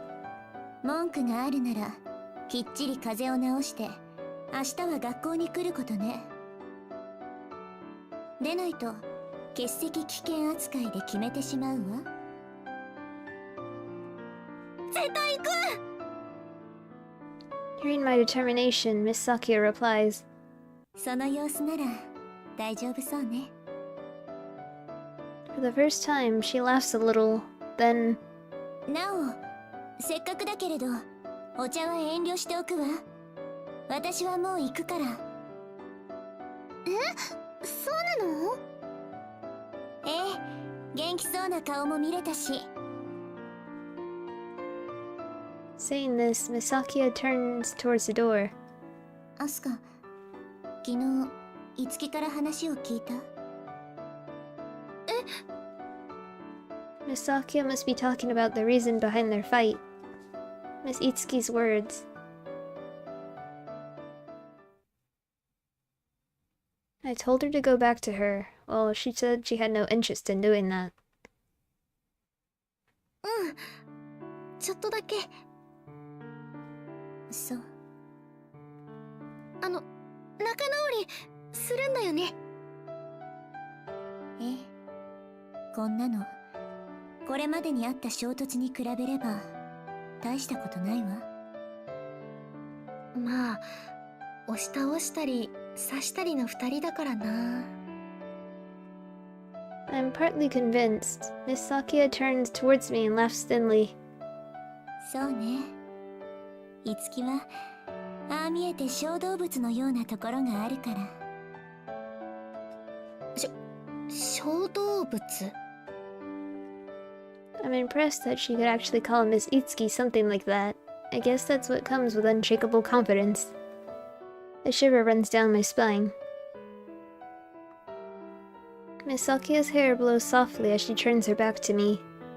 ではまた明日。 She says this elegantly and leaves, then, as if to trade places, お姉ちゃん？ now returns carrying a tray of teacups. 咲夜さん帰っちゃったんだ。うん。 I gaze at the door which Miss Sakia had just gone through. In my mind, I repeat her words. Regardless of how she comes across, Itsuki can really be like a rodent. When I think of rodents, I think of animals like squirrels and hamsters. I doubt Miss Itsuki is quite so harmless. でも咲夜さんにはそう見えてるのかも。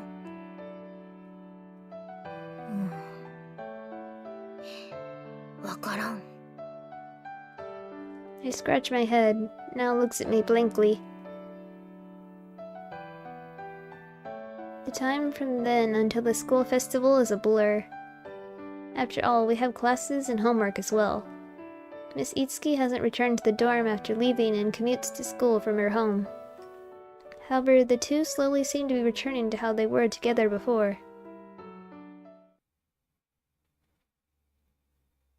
私たちは登り始めたばかりなんだ。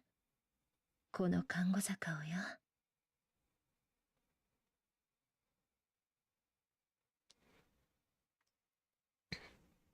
Alright, I think this is a good place to stop. セーブしました。 So I hope you guys enjoyed this. I'll be playing this like more often. Like I won't take a long break like I did when I finish this game and then move on to other stuff. Yeah. I don't I'm tired, I don't know. thank you guys for watching. I hope you enjoyed it, and I'll see you on the next one. Hopefully now behaves herself. That's all I'm gonna say. Bye.